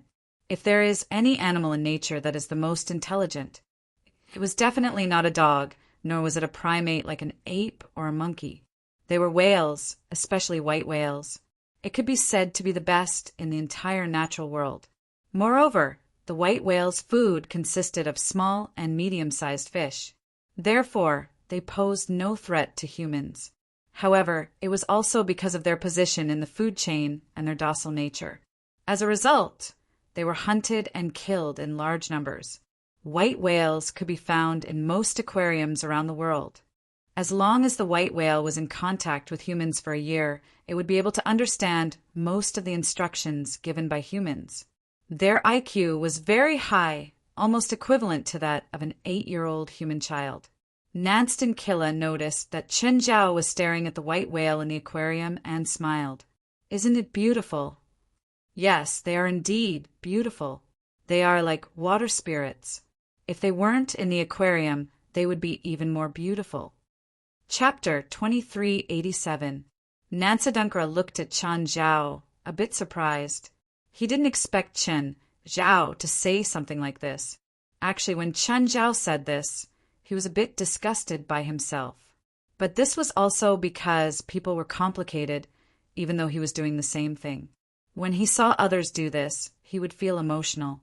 However, Nansadunkra treated Chun Zhao's emotional words as an animal protector. He also studied marine animals, so he naturally had a good impression of Chun Zhao. "Mr. Chin, do you like animals?" "Kind of." Chun Zhao smiled. Should he use this to get close to him? "I also have a few sharks," Chun Zhao said. "A tiger shark and a few rat sharks." "Huh. I thought you didn't like to keep marine animals in aquariums." "I didn't say I kept them in an aquarium. I didn't say that I kept them in an aquarium. In fact, I have a private beach, and these sharks trespassed into my private waters. One time, I went fishing and threw in some raw meat, but it was eaten by those sharks. I was so angry that I kept throwing food at them, trying to catch them. But these guys were too cunning. They only ate the bait and never took the bait. Every time I went out to sea, I would fight with those sharks, and they seemed to have identified my boat. They would follow me every time, and after a while we became familiar with each other. Once, I accidentally fell off the boat, and they rushed towards me. At that time, I thought I was going to be eaten by the sharks, but the biggest of them, the tiger shark, held me on the surface of the sea and didn't eat me. From then on, I had a different impression of marine life. Later on, those sharks settled down near my private beach, and I often fed them. At first, I was more cautious, but gradually I started to go into the water to play with them. Now, I'm very familiar with them. They have never attacked me, and will help me chase away unfamiliar sharks. They and I are already a family." Chun Zhao completely changed the process of getting to know the 5 tiger generals. He, Aman, and Little Nine had completely ignored the matter of them chasing after them. Nansadunkra's face was filled with disbelief. Can I see those sharks?" "Of course," Chun Zhao said. After all, he had a favor to ask now, so he couldn't reject Nansadunkra's request. Other than sharks, there's also a family of dolphins. Once, when I was walking on the beach, an adult dolphin was stranded. I sent it back into the sea. That dolphin and its family have been living on the beach ever since. They also got to know my shark friends. Unbelievable. I've never seen sharks and dolphins coexist peacefully Nansadunkara said in amazement. Nanstankira said in amazement. Their relationship is like that of natural enemies. Large sharks will attack dolphins, and groups of dolphins will also attack sharks. When is it convenient for me to see it? Nansadunkara studied marine life. Of course, he was very interested in the sharks and dolphins Chen Zhao mentioned. Of course, any time. Can I now? Now? Yes. Chen Zhao nodded. What do I need to bring? A diving suit? My villa at the coastline has specialized diving equipment. You don't need to bring it there. Chen Zhao had wanted to go straight to the point, but seeing how excited Southampton was, he could only take him to Moon Villa. Of course, Isaac was going with them. It was different from the fanaticism of Southtown Chilla. Isaac was more rational. He didn't believe Chen Zhao's words. It wasn't that Chen Zhao wanted to pull something from Nanston Key. Perhaps Chen Zhao had made it up to get closer to her. The things Chen Zhao said, such as the shark saving him and they becoming good friends, or the dolphin and shark becoming friendly neighbors, seemed impossible. In addition, what he couldn't believe the most was how could a tiger shark and a rat shark act together. Although they were both sharks, they were different species. Tiger sharks are the most dangerous sharks. They are like the tiger, the king of the forest and the sea. They wouldn't move in groups, let alone with different types of sharks. As for the rat sharks, they were a pack of wolves in the sea. They were greedy and cunning, so they would not act together with the tiger sharks. Of course, Chen Zhao and Nansadunkara were chatting happily right now, so he wouldn't expose Chen Zhao's lies. But as long as they reached the place, these lies would naturally fall apart. Let's see how he'll smooth things over when the time comes. Isaac didn't believe Chen Zhao's bullshit, but he realized that Chen Zhao was really rich. At least the car he was in right now was worth a lot. When they arrived at the Bright Moon Villa, Isaac and Southsidunkara were shocked by the scenery and scale of the Bright Moon Villa. This wasn't just fucking rich. It was really, really rich. At least Minghua Villa was several times larger than the Marine Biology Research Institute. After Isaac and Nansadunkara got out of the car, they looked at the wide underground garage. There were a few supercars parked there. Moreover, the automatic butler system didn't need Chen Zhao to press a switch or give orders. Wherever they went, the place would light up in advance. Taking the elevator from the underground garage to the hall, Nansadunkara realized that the place was less lively. It seems like no one has lived here for a long time. Oh, I moved to another place in winter. The sea breeze here is too strong.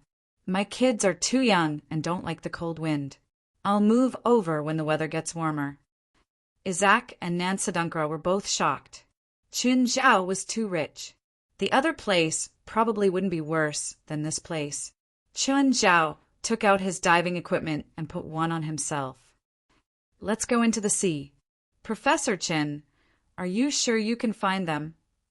Isaac didn't really want to make the situation too awkward, especially after knowing that Chen Zhao was rich, a super rich one at that. Isaac felt that it was best to help Chen Zhao find a way out. Don't worry. Every time I go into the sea, they'll find me. They can find my scent. That's right. Sharks have the sharpest sense of smell among marine animals. Even dozens of nautical miles away, they can smell some special scents. Isaac had no choice. He'd given Chen Zhao a way out. If he didn't, what else could he do? After going into the sea from the beach, Isaac felt that Chen Zhao's wealth had already exceeded his imagination. Should I suck up to him? Forget it. I'll think of a way to get closer to him later.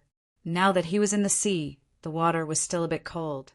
After all, it was only a little more than a month. Chapter 2388. Isaac wasn't like Nanstankira. Nanstankira was purely a researcher. On the other hand, Isaac's education wasn't low and his talent wasn't bad. However, he cared more about whether he could make a name for himself. He didn't become Nanstankira's student and assistant to dedicate himself to science. What he wanted more was to be rewarded with fame and fortune. However, the research results of the Marine Biology Research Institute couldn't be turned into profits yet. While Nanston Kira was famous internationally, he didn't get any benefits as a student. Now he felt that Qinzhao was a big tree, so he wanted to climb up. To put it bluntly, Isaac wanted to be Chen Zhao's lackey. However, Chen Zhao didn't seem to understand Isaac's passionate heart. After the three entered the sea, they slowly dived into the depths. Of course, the so-called depth was only a dozen meters.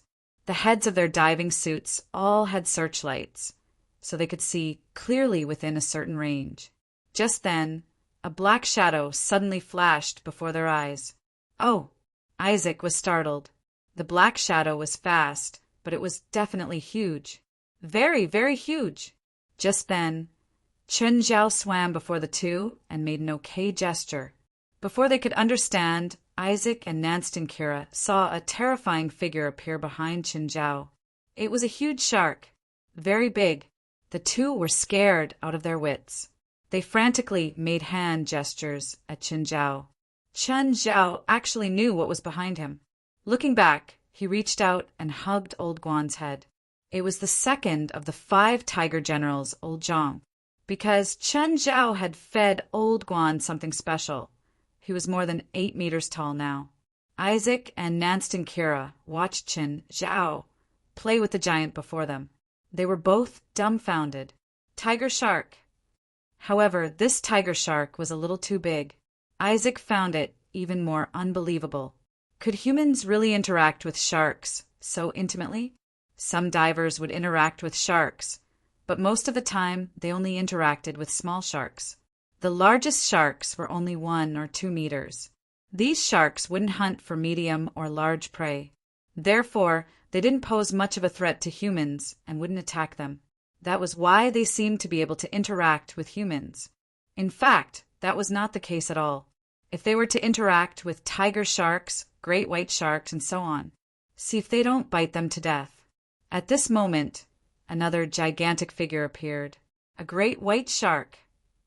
Itzhak and Nancy Kira wet their pants again. The eldest of the 5 tiger generals, Old Guan, had arrived. Old Guan nudged Chen Zhao with his huge head, looking very intimate. Because he had been busy recently, Chen Zhao had people feed him on his behalf. So they missed him very much. Behind Old Guan were the 3 rat sharks. The 5 tiger generals had gathered. Nancy Kira was pleasantly surprised. On the other hand, Isaac's face was full of disbelief. Really? Do great white sharks and tiger sharks really coexist with mouse sharks? Great white sharks and tiger sharks were the most dangerous sharks. At the same time, they were also the sharks that injured people the most. Their diet also included rat sharks. But now they actually coexisted completely. This was truly incredible. However, regardless of whether it was great white sharks, tiger sharks, or mouse sharks, they all seemed to be much larger than normal sharks of the same species. Chen Zhao interacted with the 5 tiger generals for a while. Then he turned to Itzhak and Nancy and gestured for them to come over and get to know the 5 tiger generals. But now both of them hesitated. Itzhak just wanted to escape back to the shore. At this moment, Nancy suddenly calmed down. He knew the danger of tiger sharks and great white sharks better than anyone else. They did not necessarily like to eat people, but they really liked to attack people. Chen Zhao shook his head and waved again, telling them that the 5 tiger generals were not in danger. Nancy Kira thought for a while. Finally, he carefully reached out and touched Old Guan's head. Old Guan pushed Nancy's palm away, swam 1 round, and returned to the original spot. He pushed Nancy's palm again. That feeling was similar to humans clapping hands with each other. Of course, sharks could not do such complicated movements. Moreover, their gills were special. They needed to swim continuously to breathe oxygen in the water. Nancy finally relaxed. It seemed that the 5 sharks really would not attack them. He started interacting with the other sharks one by one. Suddenly, Nancy, Chilla, and Isaac felt the water pressure behind them again. Turning their heads, they saw a white shadow pass by them at an extremely fast speed, charging directly at Chen Zhao. Chen Zhao reached out and grabbed the figure, but he was dragged in the sea by the figure. Itzhak and Nancy could see Chen Zhao's searchlight go one round in the water and then return. Dolphin. It was a bottlenose dolphin. That dolphin swam really fast. After taking Chen Zhao one round, the bottlenose dolphin returned to the original spot. Then it started pushing its mouth against Chen Zhao's, acting like a spoiled child. Chen Zhao had to reach out and keep comforting the dolphin. As for the surrounding sharks, they had no intention of attacking at all. Itzhak was shocked. Could sharks and dolphins really coexist? Just then, another adult dolphin brought a few underage dolphins over. Only now did Itzhak believe what Chen Zhao had said earlier was true. After interacting with the 5 tiger generals and the dolphin family, Chen Zhao led Nancy and Itzhak to the surface of the sea. Nancy pulled down the respirator. While panting, she said excitedly, Really, it's unbelievable. I've never been so close to a great white shark and a tiger shark." Itzhak was still in shock, but thinking of the terrifying sharks in the water below them, Itzhak decided to return to the shore first. Isaac didn't tell Nancy Kira that he had a phobia of the abyss. Deep phobia was actually a great psychological fear when the bottom of the body could not be seen. The surface of the sea was the most common deep area. "Professor Nancy, let's go to the shore first." "Okay, too bad the oxygen tank is out of gas. Otherwise, I really want to continue interacting with those cute guys down there." Cute guys? Those guys weren't cute at all. They were all dangerous and deadly creatures. Zach thought silently in his heart. He only calmed down when he stepped on the beach. "Oh, right, Professor Chin. Why are you looking for Professor Nancy? You didn't seem to say." Chapter 2389. Isaac brought this up on his own, mainly because he had the same thoughts as before. He had to please Qin Zhao. He usually couldn't come into contact with rich people. Now that he'd met one, he couldn't miss this opportunity. Oh, look at my memory. Only then did Nanston remember. Qin Zhao had come to consult him on academic issues. Nancy Kira had completely forgotten about it. His mind was filled with things like great white sharks, tiger sharks, rat sharks, and dolphins. "Oh, Professor Chin, you're a medical specialist, right? Why are you looking for an oceanographer like me?" Qin Zhao glanced at Nancy Kira, who also felt a bit embarrassed. Nanston's EQ was too low. He didn't know how to communicate at all. "It's like this. I recently accepted 2 patients. They were bitten by octopuses and then seemed to have been poisoned. They're still unconscious." "Are you sure they were bitten by octopuses?" "Yes, I'm very sure. The octopus's toxin is very low, and it's a non-fatal paralysis toxin.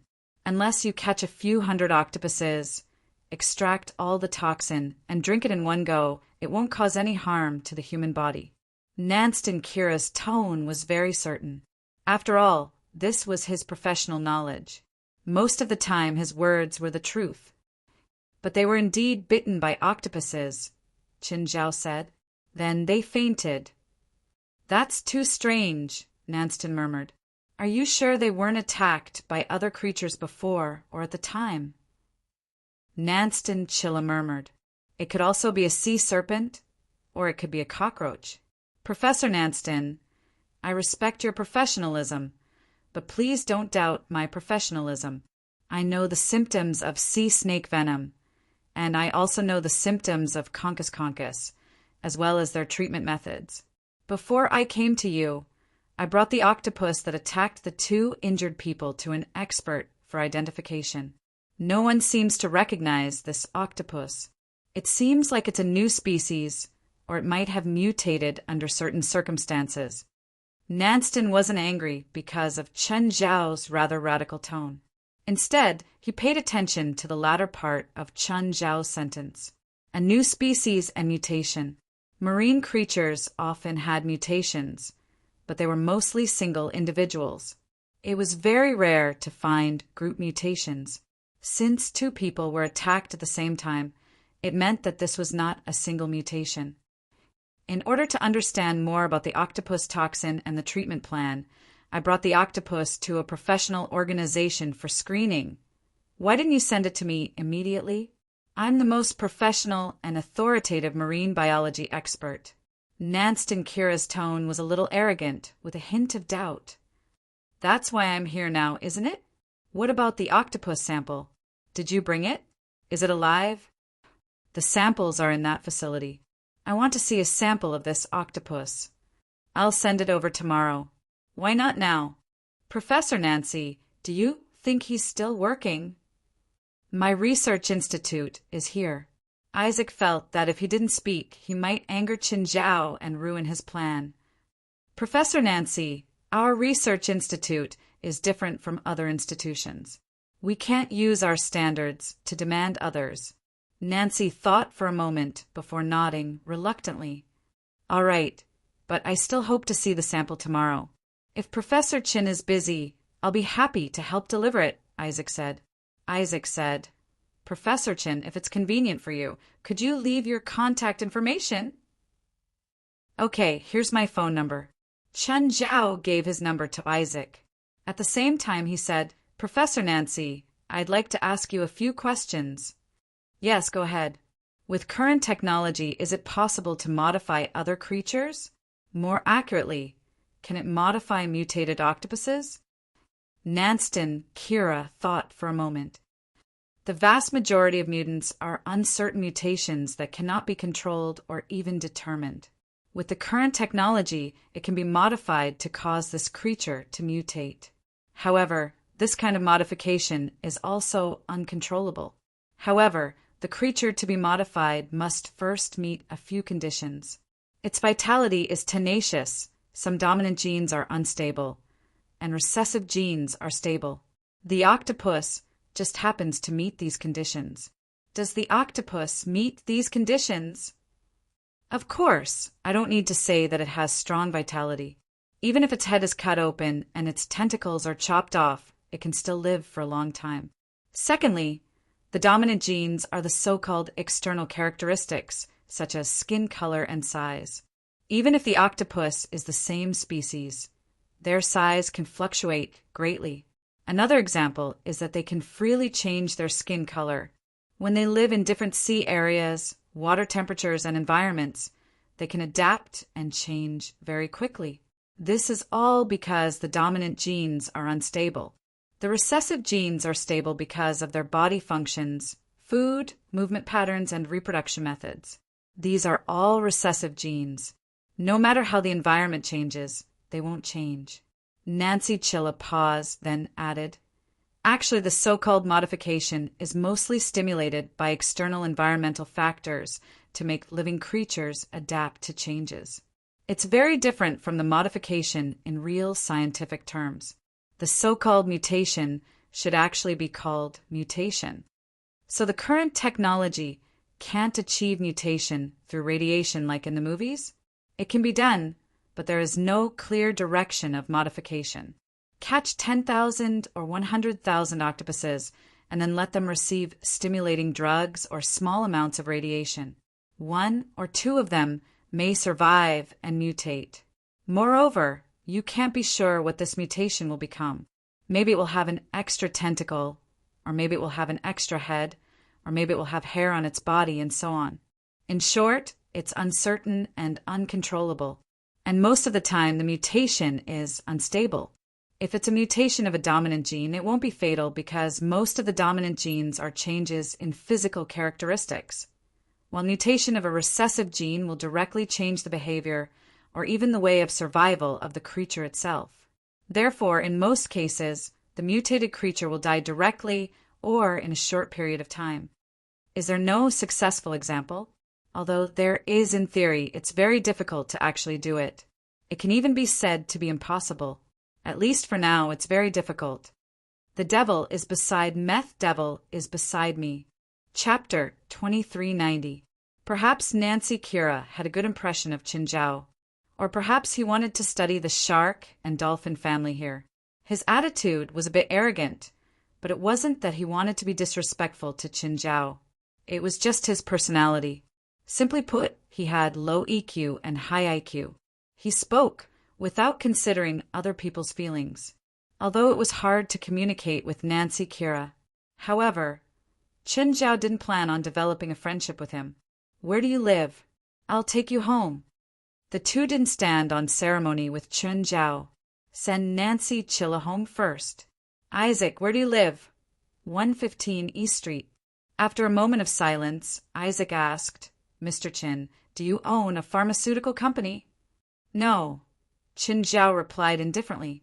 "Mr. Chen, there's something that Professor Nancy didn't make clear," Isaac said meaningfully.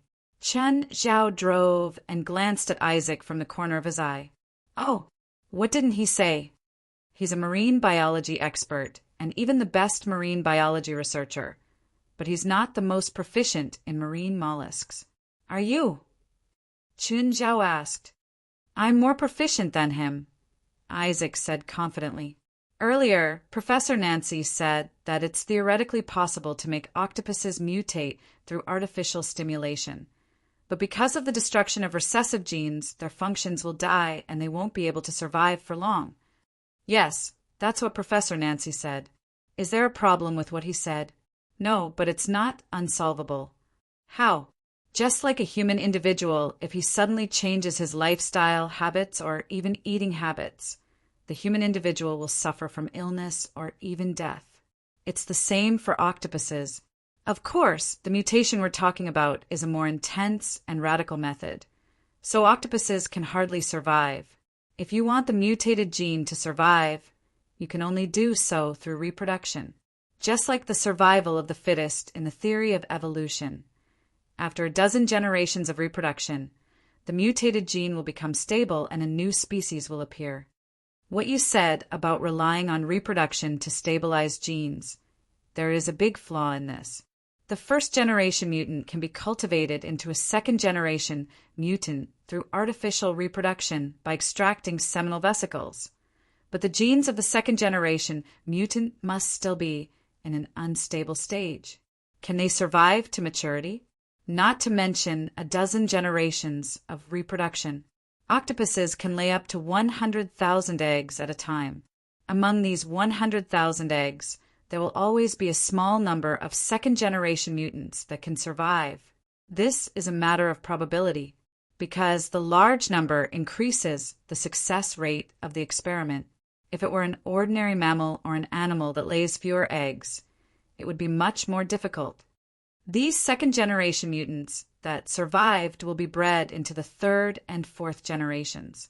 Their offspring survival rate will gradually increase, and their genetic stability will gradually increase. Finally, they will become a new species. It does sound possible, but what about the actual operation? Of course, the actual operation is not as simple as the theory. This requires the accumulation of a huge amount of research and experimental data. Looks like you have experience in these kinds of experiments. Not me, but my senior and Professor Nansen's assistant, Homesius. 5 years ago, when I first came to the Marine Biology Research Institute, I was arranged to work under Homesius. He's an expert in marine, soft-bodied creatures.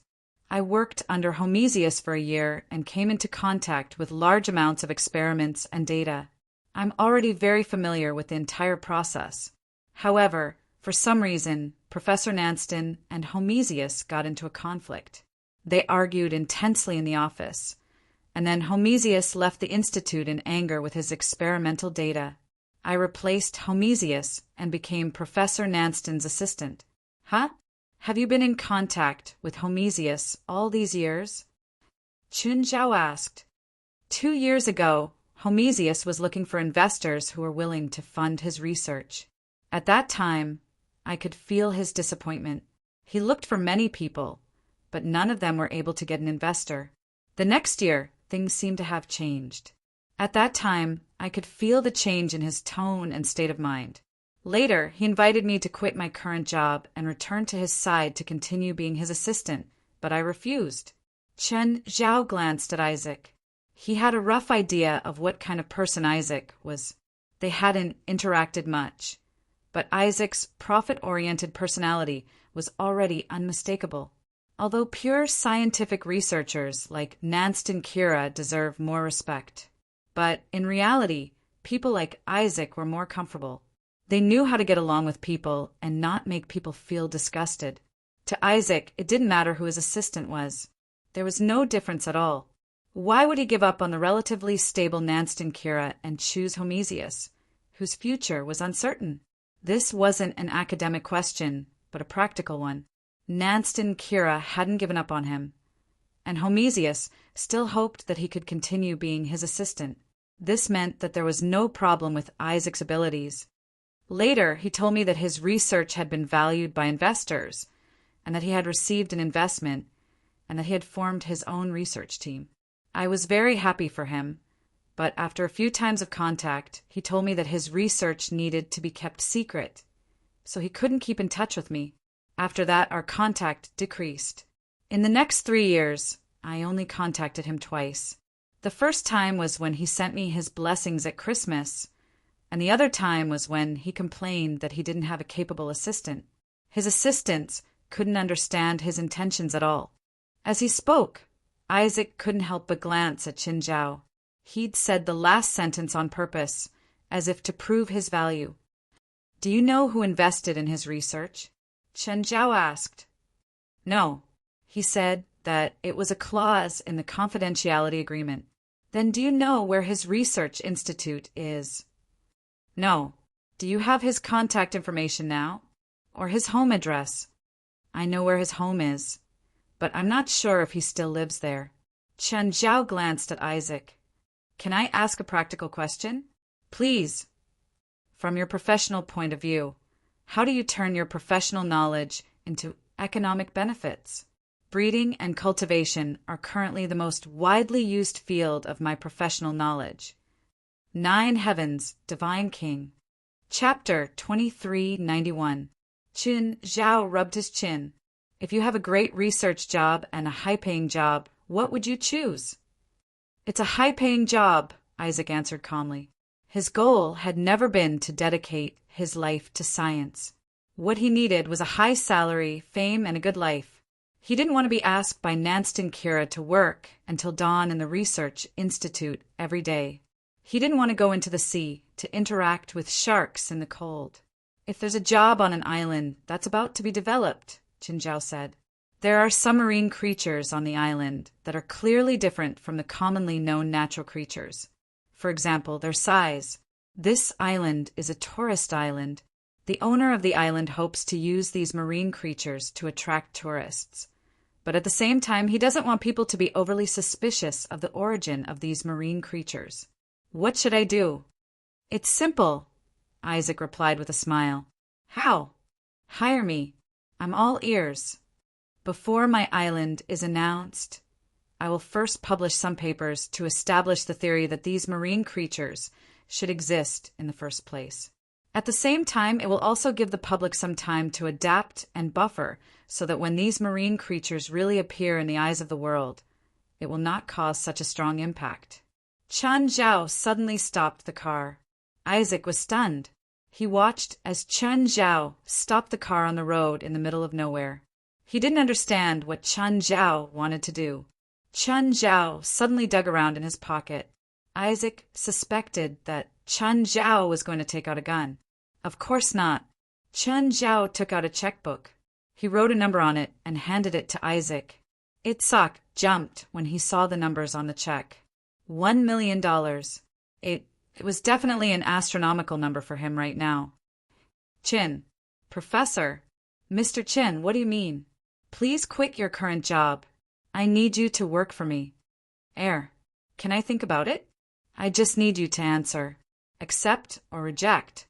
I accept." "Later, you'll receive a confidentiality agreement," Chen Zhao said. "This is my investment plan, and you're a part of it. Of course, I don't need a marine biologist. At least, I don't need the best. Of course, I'm not just a marine biologist. I can also be a spokesperson." Isaac was very smart. He immediately understood what Chen Zhao needed. What Chen Zhao needed was someone to endorse his books, someone with a relevant background, such as a professional who had been studying marine biology for a long time. I will definitely cooperate with Mr. Chen's plan. Back to business, Qin Zhao said. I want to find your former senior, Homesius. Originally, Isaac was very tired at this moment, but suddenly he didn't feel tired anymore. His reaction fully demonstrated the saying, money makes the world go round. Money can solve most problems. Only a few problems require more money. However, when Isaac brought him to Homesis' house, Homesis wasn't home, and from the weeds in the courtyard, it could be seen that no one had done any maintenance for a long time. Let me see if I can get Homesis' number. Isaac tried to no avail. He dialed, but no one answered. Isaac shook his head at Qin Zhao. Fine. If you can't find him, then forget it. I'll send you back. When Qin Zhao returned home, it was already 2 a.m. While he was showering, West called. West, what's up? President, the number of people who encountered the mutant octopus has increased to 91. The death toll has also increased to 3. Hearing this, Qin Zhao couldn't help but frown. Didn't they lock down all the beaches in LA? Of course, not completely, other than private beaches. Some people sneak onto the beaches. The Anti-Terrorism Security Department doesn't have enough people to lock down all the beaches. The only thing they can do is inform the departments in charge of the public coastlines and have them send out notices. Actually, this kind of lockdown doesn't have any enforcement effect. West paused and said, also, the Anti-Terrorism Security Department is under a lot of pressure now. Sealing off the coastline is a huge loss to the entire city government every day. Also, fishing boats in the open sea have also caught these mutated octopuses and have been attacked. Did you find any useful clues on your side? Not yet. President, what about you? Help me find a person. He's a marine biology expert who specializes in marine, soft-bodied creatures. His name is Homesis. Is he the key person in this incident? I can't say for sure yet, but I heard some of his recent research directions from other people. I suspect that he's related to this incident. That's good. I'll mobilize the forces at hand to find his whereabouts. After hanging up, Qin Zhao wanted to go straight to bed, but then he remembered something. He picked up his phone and called Toddy Belster. Of course, he couldn't use his own phone to call Toddy Belster. People in their line of work always carried some disposable SIM cards. After asking Belster out, Qin Zhao sneaked into Binance's room. Binance, wake up. Uncle. Morning. Binance squinted. He couldn't open his eyes at all. His expression was uncomfortable. Morning. What do you want for breakfast? I don't want anything. Let me sleep a bit more. Didn't you say that you want me to take you on a mission? Whoa. Binance bounced up from the bed. Uncle, there's a mission? Yes. Qin Zhao nodded. Binance glanced out the window. What time is it? Qin Zhao checked the time. Morning. 2:50. Let me sleep a bit more. Binance fell straight down again. Raise the temperature in Binance's room. Let him feel the Hawaiian sea breeze. Binance gave in. He couldn't stand the wind at 33 degrees Celsius. After a while, Binance finally got up to wash and change his clothes. Uncle, where are we going now? It's a secret. Just follow me, Qin Zhao said calmly. When the two left, it was already 3:30 in the morning. Binance was rather excited. He wasn't worried about any danger. As a child from a supernatural family, he'd encountered supernatural incidents at a young age. Chapter 2392. Uncle, is an evil schemer coming out to cause trouble? Or is an ancient demon about to break the seal? Let him break the seal so that we can beat him up. Qin Zhao just drove in silence, keeping a smile on his face. This time, Qin Zhao and Toddy Belster were meeting in a dense forest beside a highway. There weren't even any road signs. They were going to meet at the last road sign, drive at 80 kilometers per hour for 15 minutes, then get off and walk left for 2 kilometers. When Qin Zhao and Binance arrived, Toddy Belster wasn't there yet. Uncle, what are we waiting for? I know. Is it because we're waiting for time? Something special will happen at certain times. Yeah, something like that. Chun Zhao nodded. Then Binance, you're still young. Huh? What does it have to do with my age? Don't be so talkative when you're young. Suddenly, rustling sounds came from the forest. Binance stood up with a shiver. It seemed that he was still nervous. Soon, Chun Zhao saw Toddy Belster in a mess. There was even dirt on his face. Phew, phew. President, let's meet at another restaurant next time. I'm so tired. It's so hard to find. I almost got lost. Uncle, is he a helper? Helper? President, do you need my help with anything? Toddy Belster's heart trembled. Wasn't it very dangerous for Chun Zhao to need help with something? Also, why did he bring a kid here? Ever since Toddy Belster became a spy, he started to be paranoid. From then on, he began to be paranoid.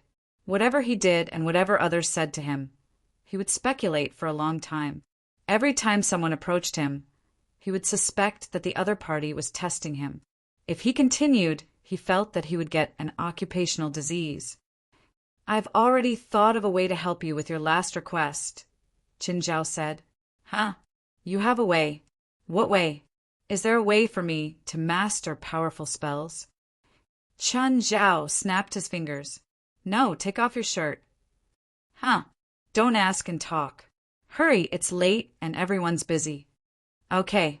Toddy Belster was not very willing. Taking off his shirt, Toddy Belster shivered as he felt the cold wind blowing on his body. And then, lie down. Toddy Belster looked around. The ground was a little damp and full of withered leaves and weeds, as well as some messy sharp rocks. Binance, take a look at this magic circle and embroider one on him. Uncle, you can't say that the magic array is embroidered. It should be inscribed. It's more or less the same. Anyway, put one on him. Uncle, you didn't call me here to carry out any mission, did you? Binance, some missions are not as simple as they seem. There are secrets hidden behind them. You might even be saving the world right now. Don't underestimate everything you do. Him?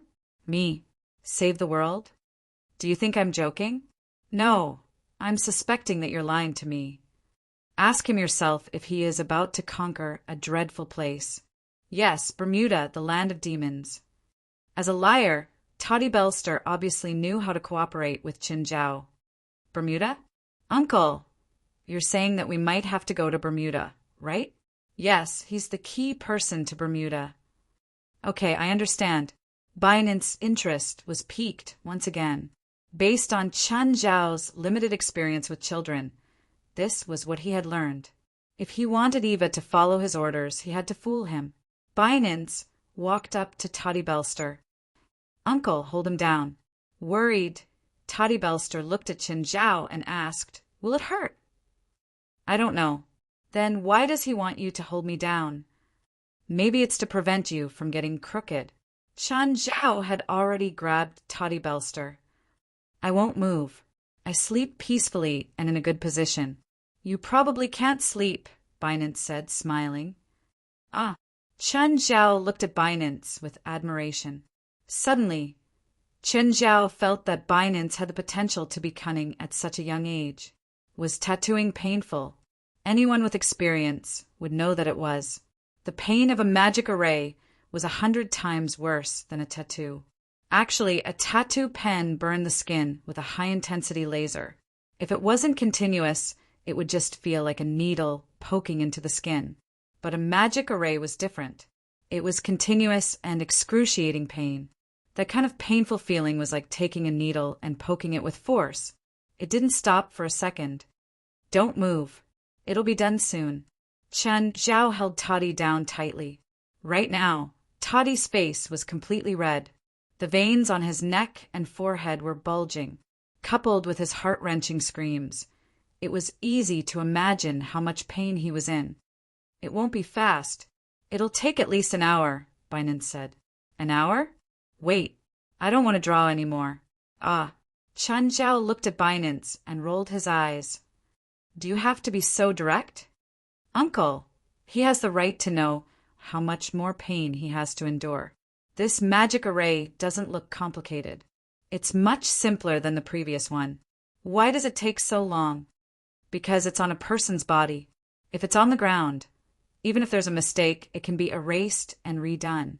It can't be done on a person, so every mark must be correct. Chen Zhao shrugged and looked at Toddy with pity. Fine, Toddy, bear with it. It's not a big deal. 20 minutes later, Toddy could no longer make a sound. His screams had become hoarse, and his resistance was no longer as strong. His limbs were limp on the ground, and his eyes were lifeless. His entire body was soaked in cold sweat, and his breathing was rapid. Bear with it. It's been 40 minutes. Uncle, only 20 minutes. Toddy Belster cried silently. To him, every minute and every second was so unbearable. His body didn't seem to belong to him anymore, but the pain still belonged to him. Bear with it. Chen Zhao didn't know how to comfort him. It's for your own good. Chapter 2393. Done, Painan said. After 80 minutes, Toddy Belster finally let out a long breath. He'd finally heard this sentence. He'd lived for the sentence. Chen Zhao let go of Toddy too. Toddy Belster shed tears of excitement. Oh, Uncle, he's a regular person. Why didn't you knock him out? Don't you know the high-level hypnosis spell, Banshee's Charm? Why do you keep Uncle Tatai conscious? Chen Zhao and Toddy Belster exchanged glances. Their expressions were rather awkward. Toddy, on the other hand, was both sad and furious. Why didn't you say so earlier? I thought you had some special reason, like the magic formation has to keep the host conscious. Chen Zhao's face twitched. Then why did you only say it now? Because it's over now, right? Okay. Chen Zhao pulled Toddy Belster up. Let's try your magic array. How do I use it? Even though Chen Zhao had prepared it for him, Toddy Belster was still confused. Think of cutting it down in your mind and then snap your fingers. That's it. Toddy Belster was a little surprised. Wasn't it too simple? There were summoners in the psionic team too. Their summoning spells were very complicated and complicated to use. How complicated do you want it to be? Can you do something so complicated? All right. Toddy Belster took a deep breath and took a few steps forward, looking at the tree not far away. Then he snapped his fingers. Crack! Suddenly, a circle of light appeared before Toddy. A white light flashed out from the circle of light. Whoosh! It was a demon with blades in both arms, slender and tall. It moved as fast as the wind. In an instant, the tree was cut in half. The double-edged demon somersaulted again and landed in front of Toddy Belster. Master. The demon knelt on one knee, its blade supporting its upper body. Toddy's face was filled with shock. This monster, he'd summoned it? Try it on me, Chen Zhao said. This was only a low-level demon. It wasn't strong enough. Huh. Belster stared at Chen Zhao in shock. Stop nagging. Come. Chen Zhao hooked his finger. Go. Toddy Belster pointed at Chen Zhao. The demon didn't waste any time and attacked Chen Zhao directly. Bang! Chen Zhao knocked the demon down with a single punch. Half of the demon's body was also blown to pieces. Continue summoning. Toddy Belster gulped and took a deep breath. Pah! With a snap of his fingers, 10 intermediate demons appeared in front of him. These 10 demons were all from different demon races. However, they were many times stronger than the low-level dual-blade demon from before. The handsome guy had told Chen Zhao about the summoning limit. At most, it could summon 10 ordinary intermediate demons at once. Or he could summon an intermediate demon with a domain. Depending on the summoner's needs, the number and strength of the summoned demons would be different. For example, if it was just to attack an ordinary enemy, it would only summon a low-level demon, just like the double-edged demon from before. If the enemy was strong, the strength and number of summoned demons would be different according to the summoner's thoughts. For example, in Toddy Belster's eyes, Qin Zhao was a terrifying existence. So, he summoned something close to the highest level of summoning, 10 intermediate demons. Of course, he didn't use the highest level of summoning because he thought he was only sparring with Qin Zhao. The magic formation would summon different demons according to Toady Belster's needs. For example, if Toady needed protection, he would summon demons that were good at defense. Advanced summoning could only summon 10 intermediate demons or one demon with a domain at once. After using advanced summoning, he could continue summoning low-level demons. There was no limit to the number of low-level demons. As long as Toady Belster was willing, he could summon as many as he wanted. Of course, Qin Zhao also had to pay the price with his wealth. Qin Zhao didn't have that much wealth for him to squander. Therefore, there was a limit to the unlimited summoning. The number of summoned demons couldn't exceed the number of enemies. Qin Zhao killed 10 intermediate demons in a row. He felt that Toady Belster's summoning was quite useful. If it was in the past, even Qin Zhao himself would be tempted. But now it was useless to Qin Zhao. It didn't have any practical meaning. Okay, that's enough. Toady Belster had just tried twice. He was still in a state of shock and joy. He wanted to try again, but since Qin Zhao said so, he didn't dare to use Qin Zhao.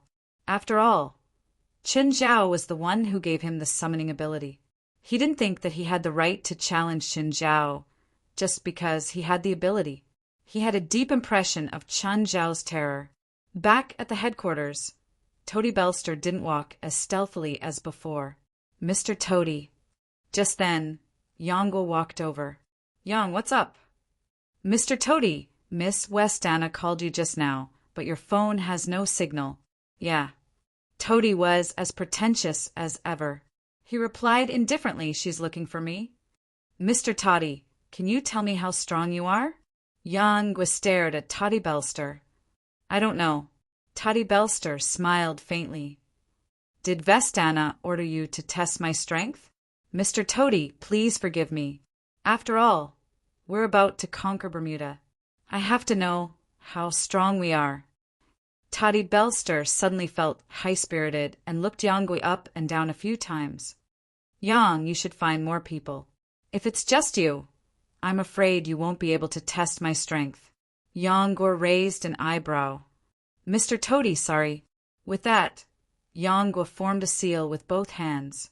A large black sword appeared before him. Yonggwa grabbed the sword with his right hand and was about to slash at Toady. But Toady's counterattack was even faster. He only snapped his fingers. In an instant, a tall red figure appeared in front of Toady Belster. Not only was this tall, red demon muscular, but his muscles were also like a bodybuilder's. The red demon grabbed Yonggwa's great sword with one hand. Chapter 2394. Where did it come from? Did he summon it? Yonggwa immediately drew his sword and retreated. He looked at the red demon in front of Toady Belster, bewildered. Was it a familiar? The red demon's aura was intimidating, but it wasn't enough to deter him from attacking. This couldn't be Toddy's full strength. Heaven and earth borrow the power of the universe. Yonggwa shouted. The great sword in his hand was suddenly filled with the power of lightning. It slashed at the red demon. The red demon once again stretched out his hand and grabbed the great sword in his hand. But the next moment, it shrank back as if it had been electrocuted. The red demon was indeed afraid of lightning. Yonggwa immediately increased his strength. Rip! That the red demon's shoulder was cut open and it fell to the ground. Oh no, he was too heavy-handed. Yonggwa looked up at Toady and was about to apologize, but Toady Belster snapped her fingers. In an instant, 100 red demons appeared in front of him. Yonggwa was stunned. There was only one thought in his mind. So many he could easily take care of one. Maybe he could even take care of 10. But 100? Yonggwa lost his confidence. Just then, Blitz and the others came out of the headquarters one after another. Blitz knew that Yonggwa had been ordered to test Toddy's strength, but he couldn't say that now. Looking at Yonggwa and Toddy's faces, It seemed they had gone too far. He planned to be the peacemaker. Mr. Toddy, Young, what are you doing? We're all on the same side. If you have any grudges, why don't you give me face and let it go? Blitz, you're here. Toddy Belster was full of confidence as she looked at the approaching Blitz. Your attitude makes me very uncomfortable. I accepted your employment, but that doesn't mean I have to be bullied by you. What does my strength have to do with you? Did I not finish one of the missions you gave me? Mr. Toddy, I think you misunderstood. No need to explain. Come. Toddy shook his head. Don't you want to know how strong I am? All of you come at me together. Mr. Toddy, you're too arrogant. Who do you think you are? Mr. Toady, although we respect you, it doesn't mean we're afraid of you. Many people had come to watch the show, but hearing Toddy Belster's words, he couldn't help but be furious. All of them started cursing. Toddy Belster looked unperturbed, completely disregarding those people. With a snap of his fingers, the number of demons at the scene increased once again. There were dozens of giant eyeballs floating in the sky. There were still dozens of winged demons around, and the number of demons on the ground had increased tenfold. They were densely packed like an army. Everyone's expression changed. The ones who had been the loudest earlier were now all shrinking their heads and hiding. An army of demons. Everyone couldn't help but be moved and look at Toddy Belster's casual movements. It was as if he had done something insignificant. Toddy Belster didn't think she could summon so many demons. At that time, the only thought in his mind was to teach everyone a lesson. And then he summoned so many demons before him. Tear this place down, Toddy Belster ordered. He really wanted to know if the psionic team would flip the table if he tore down their beautiful new headquarters. Wait, Mr. Toady, no! Yongwa and Blitz's expressions changed drastically. They didn't expect Toddy Belster to be so angry. At least that was what they thought. But they couldn't stop Toddy Belster's demon army. Both of them were angry at Toddy Belster for being so unreasonable. Actually, they didn't understand Toddy's thoughts at all. He wanted the whole world to know how powerful he was. It had been too hard and frustrating to pretend in the past. Now, he didn't have to pretend anymore. The poor would lose themselves when they had money. Toddy Belster was in that situation now. Of course, he still had some rationality.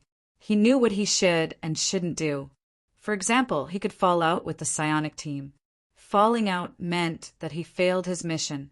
If he failed, he would face Chen Zhao's anger, no matter how arrogant Toddy was. He wouldn't think that he could challenge Chen Zhao. He could tear down their door, but he couldn't kill them. The stronger he acted, the more the psionic team would respect him. But if he killed them, they would have to answer to the others, no matter how much they wanted talents. So he hadn't ordered the demon army to kill them yet. In fact, most demons did destruction as their main job. More than 30 people were lying on the ground. The headquarters was already in a mess. Just then, Vestana walked out. No demons attacked her. With a cold expression, she walked up to Toddy Belster step by step. Then she bowed deeply. Mr. Toddy, I'm sorry. Can you please put away these demons? Taking a deep breath, Toddy Belster waved his hand and all the demons disappeared. I don't want the same thing to happen again. Whether it's to doubt me or to test me, I'll be worthy of every dollar you paid me. But I don't want anyone to challenge my bottom line. If it happens again, we won't be colleagues anymore. We'll be enemies. I understand. Vestana nodded. Vestana's attitude was very sincere, as if she deserved the destruction of the headquarters. Book a hotel for me. I'll stay there for a few days. Toddy Belster acted as if he didn't know that he'd done something terrible. Leader, he's too arrogant, Blitz said, his face pale. We need his power, Vestana said. The supernatural organization has Chen Zhao, Vestana said. The other members are all stronger than us. If we don't have a super expert like Toddy Belster, we'll always be on the defensive. We've paid a heavy price this time, but I don't think it's a bad thing. At least we know how strong he is. but his attitude shows that he doesn't care about us at all. He's as greedy as always. He just said that he stayed here for money, but he didn't do anything. From the beginning to the end, he attacked and destroyed the headquarters, but he didn't kill a single person. He knows that other than us, no one else can pay him that much money. Chapter 2395. Yonggwa and Blitz thought about it and realized that it was indeed true. What was there to be afraid of? Greed was the easiest thing to control. If it were other spiritualists, they might have been able to convince them by using some methods and using threats and promises. But could Toddy Belster use those tricks? It was fine if it was soft, but if it was hard to tell who would fix who. Today, Toddy Belster had shown them his true strength. They were all shocked. He was unreasonably strong. This reminded Vestana of Chen Zhao. He was also unreasonably strong. Who's stronger, him or Chen Zhao? Vestana was an outsider, so her question was the most direct. Hard to say. Yonggwa shook his head. After all, Chen Zhao was a dragon-slaying warrior. His power wasn't as simple as it seemed. Even the strength that he had displayed was not to be underestimated. The strength that Toddy Belster displayed was also not to be underestimated. Also, from the way he'd summoned the demon army, he hadn't used his true power either. From the looks of it, it was really difficult to determine who was stronger and who was weaker. But one thing was for sure, Toddy Belster could compete with Chen Zhao. Because of this, Yonggwa's psychological pressure was greatly reduced. He knew that Chen Zhao didn't have good intentions toward the psionic team, but his identity was awkward. Ever since he'd joined the team, he'd always stayed out of each other's way. He knew that if they fought head-on, it wouldn't benefit the team at all. But it was different now. The team wouldn't win for sure. At least they had a trump card. They weren't completely controlled by the supernatural organization. Yonggwa and Blitz suddenly felt that they hadn't gained nothing this time. After knowing Toddy Belster's power, the psionic team's morale would definitely be boosted. And Toddy Belster seemed angry. But wasn't that asking for benefits from them? If it could be solved with money, it wasn't a problem. What was a headquarters? The psionic team didn't have anything else but money. Maybe we can test the supernatural organization, Vestana said, her eyes sparkling. In that instant, Yonggwa's scalp went numb. Vestana, you're crazy. I'm not. Don't you think it's time for us to counterattack? No, you still don't understand the difference between the psionic team and the supernatural organization. He's not our real comrade, but the supernatural organization is different. If Toddy Belster has the power to crush him, then pretend I didn't say anything. If Toddy Belster and Chen Zhao are equal in power, Toddy Belster won't fight to the death with Chen Zhao. If Toddy Belster is slightly weaker, he'll definitely retreat first because they have different responsibilities. Chen Zhao is the president, the leader, and Toddy Belster is a mercenary. Yes, Captain, Blitz said. In terms of high-end combat power, we can only protect ourselves. We can't ask Toddy Belster to fight to the death for us, and we can't completely control him. In terms of the normal members, even though we have 3 times the number of them, we still can't beat the supernatural organization in terms of strength. Yes. So, if there's a full-scale conflict, even if Chen Zhao loses, they won't be completely defeated, because their low-level combatants will still be intact. On the other hand, the failure of our high-level combatants or the mid-level and low-level combatants will be a fatal blow to us. Then we're just going to hide like turtles? You're not going to do anything? Vestana said discontentedly. Vet Hannah, haven't you been working on that plan? If your plan succeeds, you'll also become a high-end fighter, no weaker than Toddy Belster and Chen Zhao. That's when the real counterattack will come. Vestana thought for a moment, then nodded. She was indeed a little impatient. After all, the psionic team existed to replace the supernatural organization. But until now, she hadn't made any progress on this mission. The supernatural organization was still as firm as a rock, unshakable. The psionic team had been developing steadily, but they still couldn't pose a threat to the supernatural organization. This time, Vestana placed the most importance on conquering Bermuda, because this was a chance to prove the psionic team. It would prove that the psionic team could handle any supernatural incidents. Once the conquest of Bermuda succeeded, the supernatural organization's purpose of existence would be greatly reduced. By then, it wouldn't matter if they were stronger than the psionic team. Whatever the supernatural organization could solve, the psionic team could too. That was enough. And now, Toddy Belster would become an important factor in this plan. His strength would also become the most important combat power. In the end, under Yang Guo and Blitz's persuasion, Vestana temporarily suppressed the idea of testing the supernatural organization. The most important thing now was indeed the conquest of Bermuda. As for dealing with the supernatural organization in the future, she could do it herself after her plan succeeded. Yang, make the arrangements. Book a hotel for Toddy Belster and the other members, Vestana said. Blitz, you're in charge of contacting the construction company to rebuild the headquarters. I hope the new headquarters won't be destroyed so easily.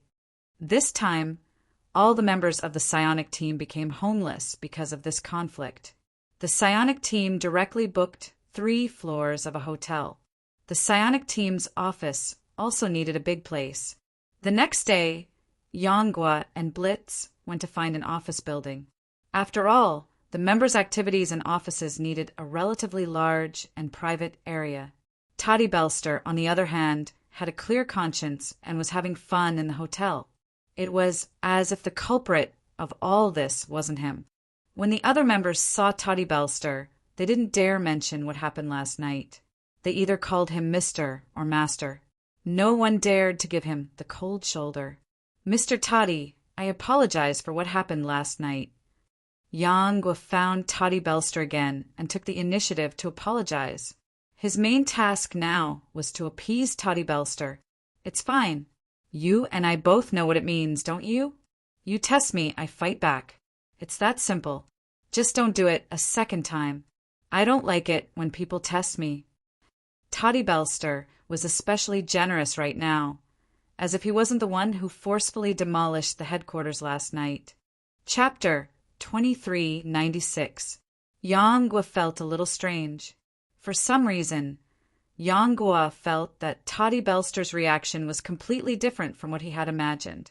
However, Toddy Belster's calm attitude at least made Yang feel more relaxed.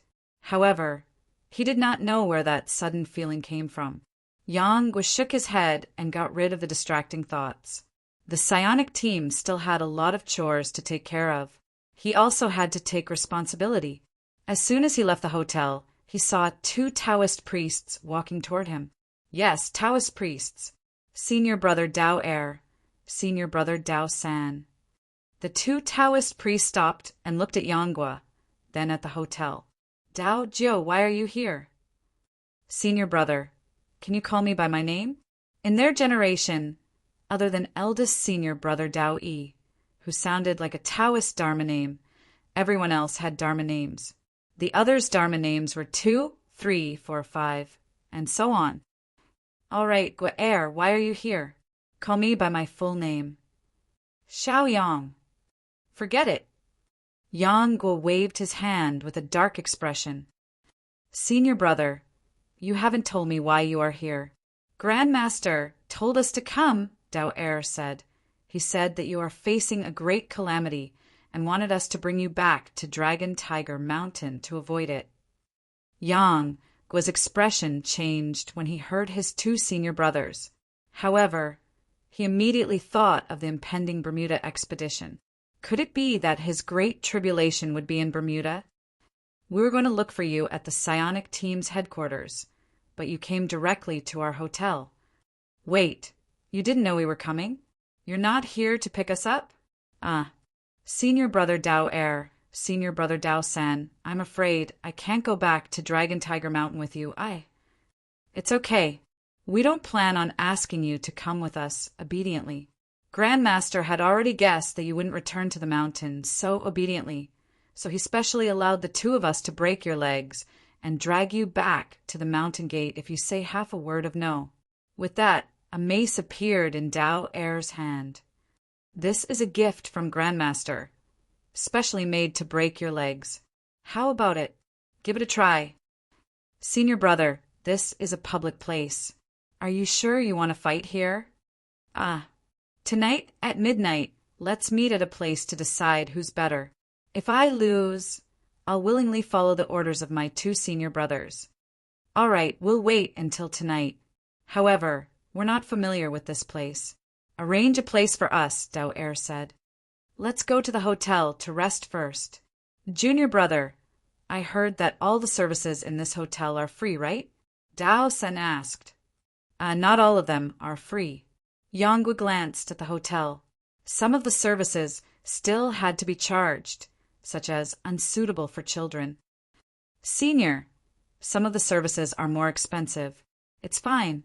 This time, Grandmaster has specially approved a sum of funds for the activities." He returned to the hotel and helped his 2 senior brothers arrange a place to stay.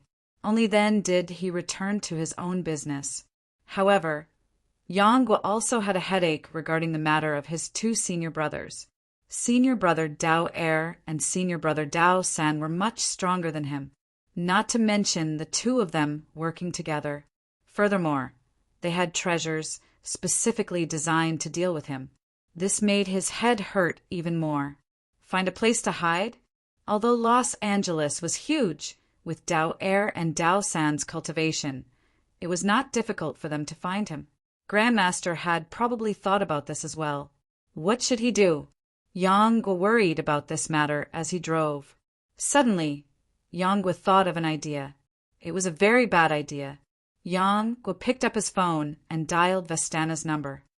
"Vestana, do me a favor, a small one."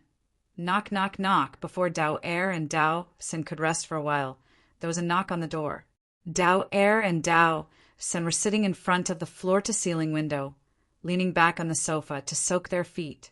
Dao Er narrowed his eyes slightly when he heard the knock on the door. "The door is unlocked.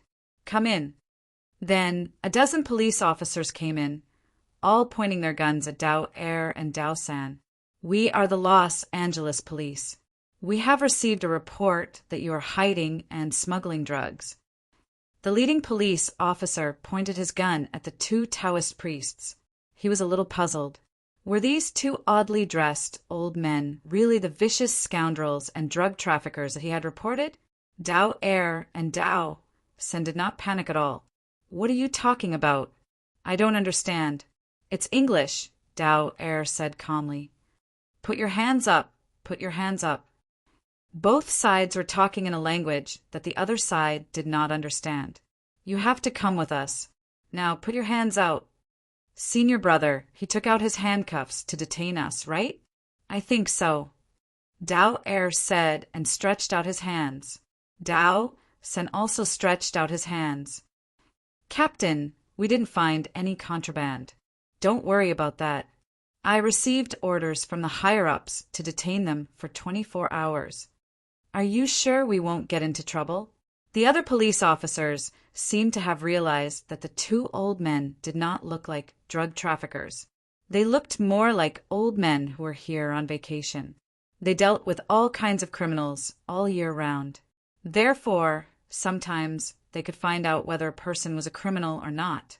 Even if foreign drug traffickers wanted to find some special people to smuggle drugs, they would not find an old man who did not understand English at all.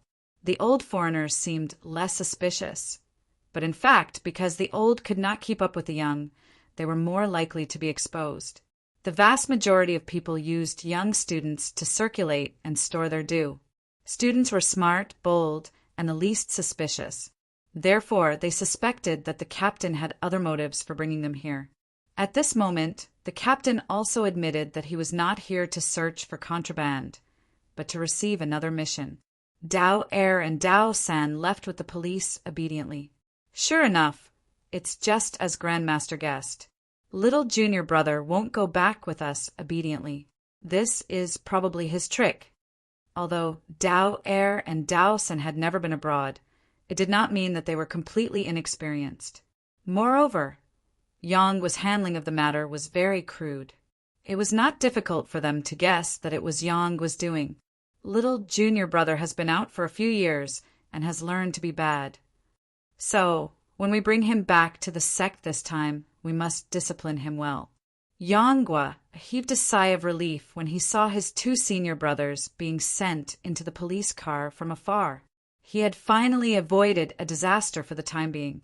If he really had to fight with the two of them, he would definitely be beaten up badly.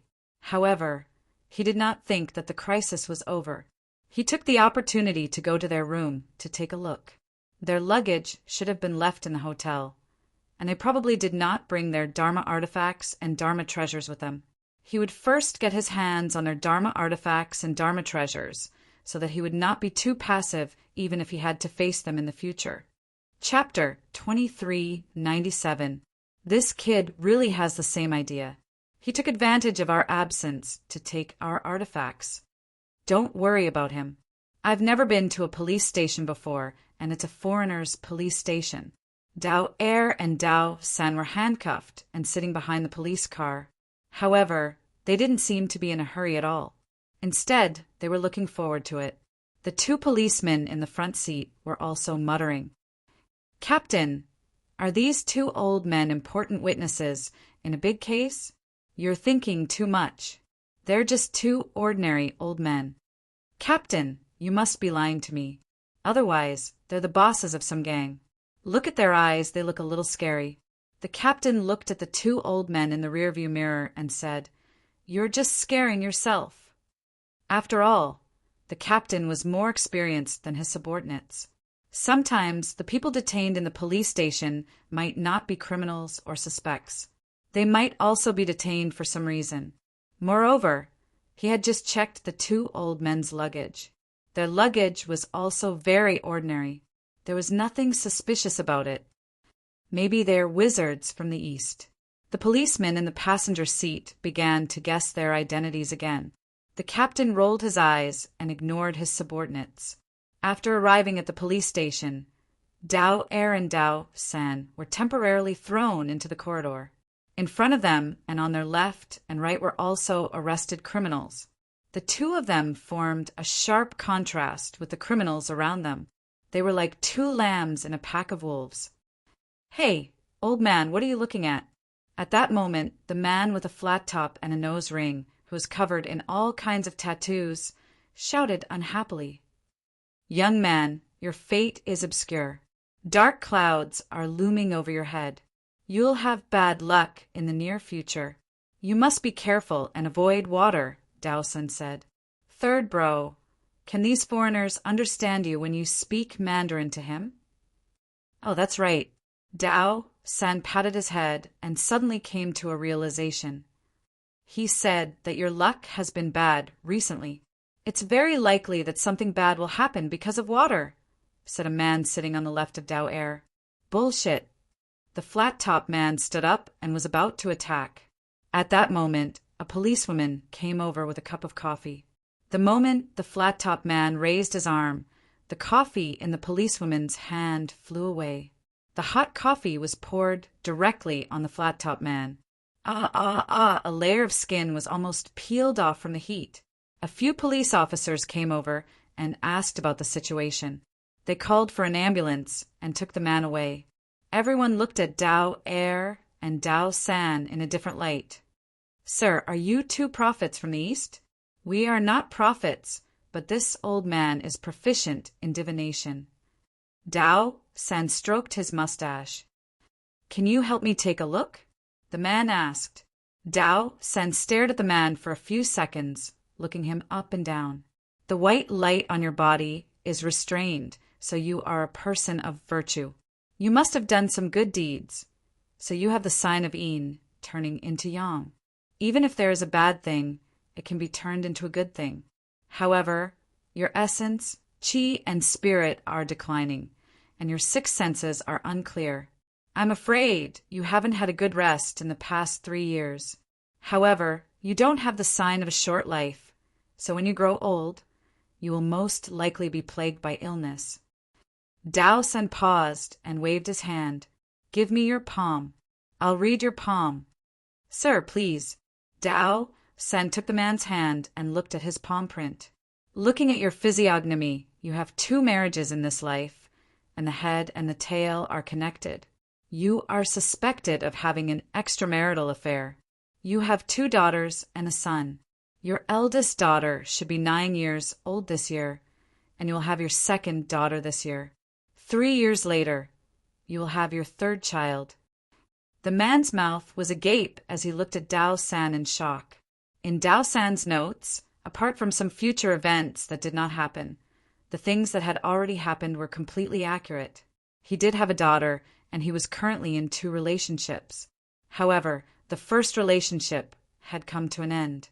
They had already separated, and his current girlfriend was already pregnant, and it was confirmed that she was pregnant with a girl. In addition, at the beginning of the year, he did have a serious illness, and his current girlfriend was a nurse in the hospital. They got to know each other when he was hospitalized. Sir, you are the great sage of the East. You are too great. Little Dao, little Dao. Dao San stroked his mustache proudly. The man, excitedly, told the others around him. The others were also a little surprised, or looked at him suspiciously. At this moment, a bearded punk shouted, "Hey, let him take a look at me." The man hesitated and looked at Dao San. "Sir, this bearded man wants you to take a look at him. Are you? Come, let me take a look at him too." Dao San was also interested and did not refuse. "He wants you to put your hand over." Dao San took the bearded man's hand and began to comment. 3 righteous, 3 fair, 6 meritorious, 5 generals. Sir, I don't understand what you are talking about. Dao San raised his head and looked at the face of the punk bearded man. He has a vermilion seed mark, which is the mark of an official. In other words, from his face, he should be a police officer. Wait, could this guy be a spy? Dao Er suddenly said. The expression of the man in charge of translating also changed slightly. Then he whispered into the ear of the punk bearded man. They said that you seem to be a police officer. The punk bearded man's expression also changed drastically, and he suddenly retracted his hand. The blood on his forehead is condensing. There will be a great disaster soon. Dao San glanced at the punk bearded man from the corner of his eye. He said that you might be in big trouble soon. Something very serious will happen. At this moment, Dao San took out a talisman. Let him hang it on his body.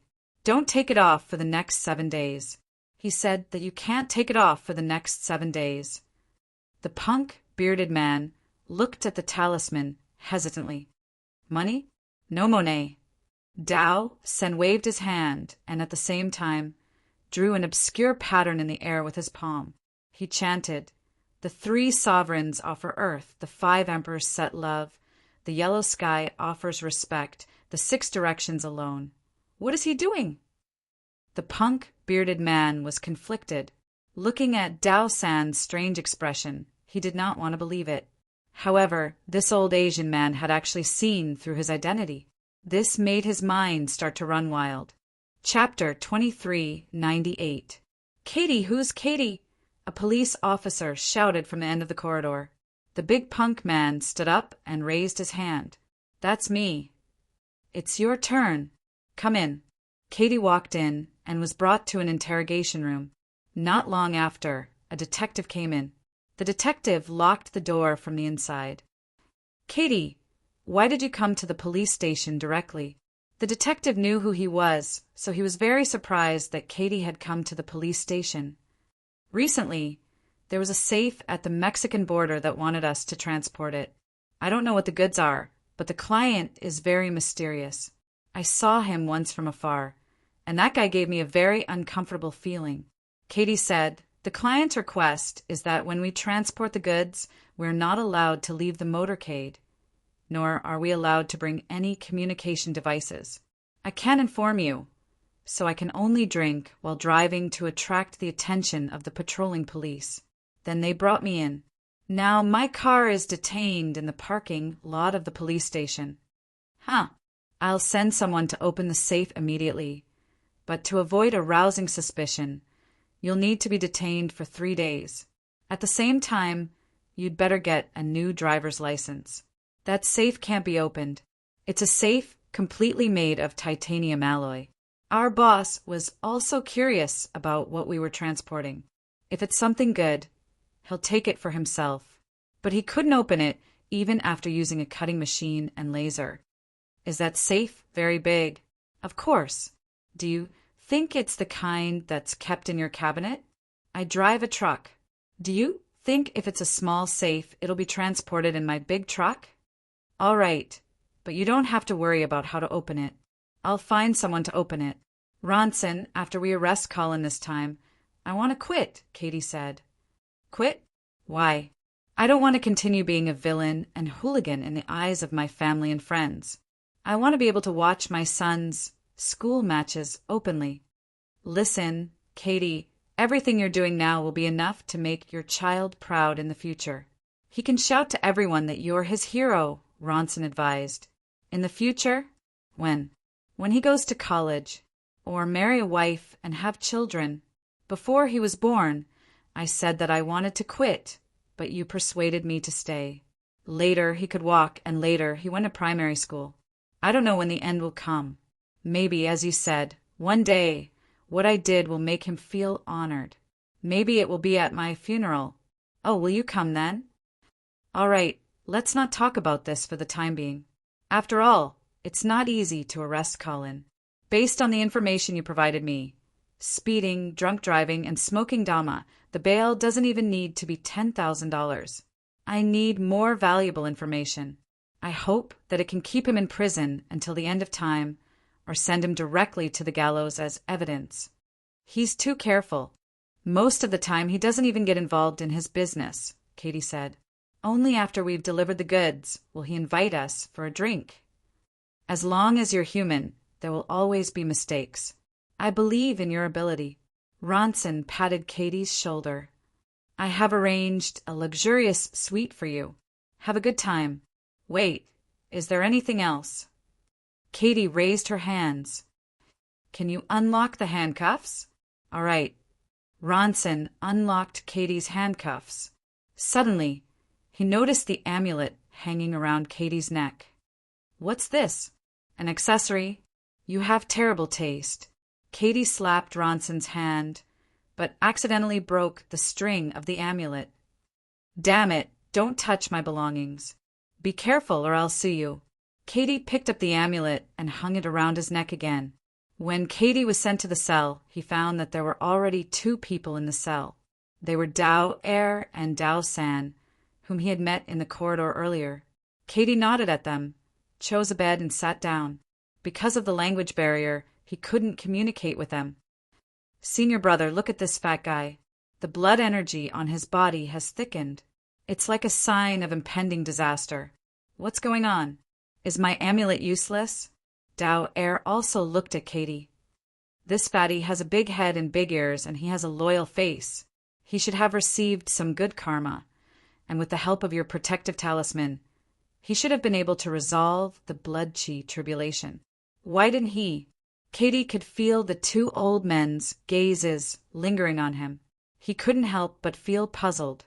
However, he didn't understand Chinese, and the 2 old men didn't understand English. The 2 of them just stared at each other. And Aiwa. This was the only Chinese that Katie knew. However, even this simple word was unclear. Hello. The 2 old men were about the same. They only knew a few simple English words. Where are you from? China. Dao Er and Dao San understood. Dao Er nodded. China. China, Willie Good. Senior brother, what's Willie Good? It means good. I told you to learn more, but you only know how to play King of Kings. Look at us martial uncles. We can already take in a few foreign disciples. We can't even understand a few words of English. How can we keep up with the times? Aren't you not much better than me? Dao, San mumbled. I've been in seclusion for 20 years and only came out recently. What about you? You only know how to idle around every day.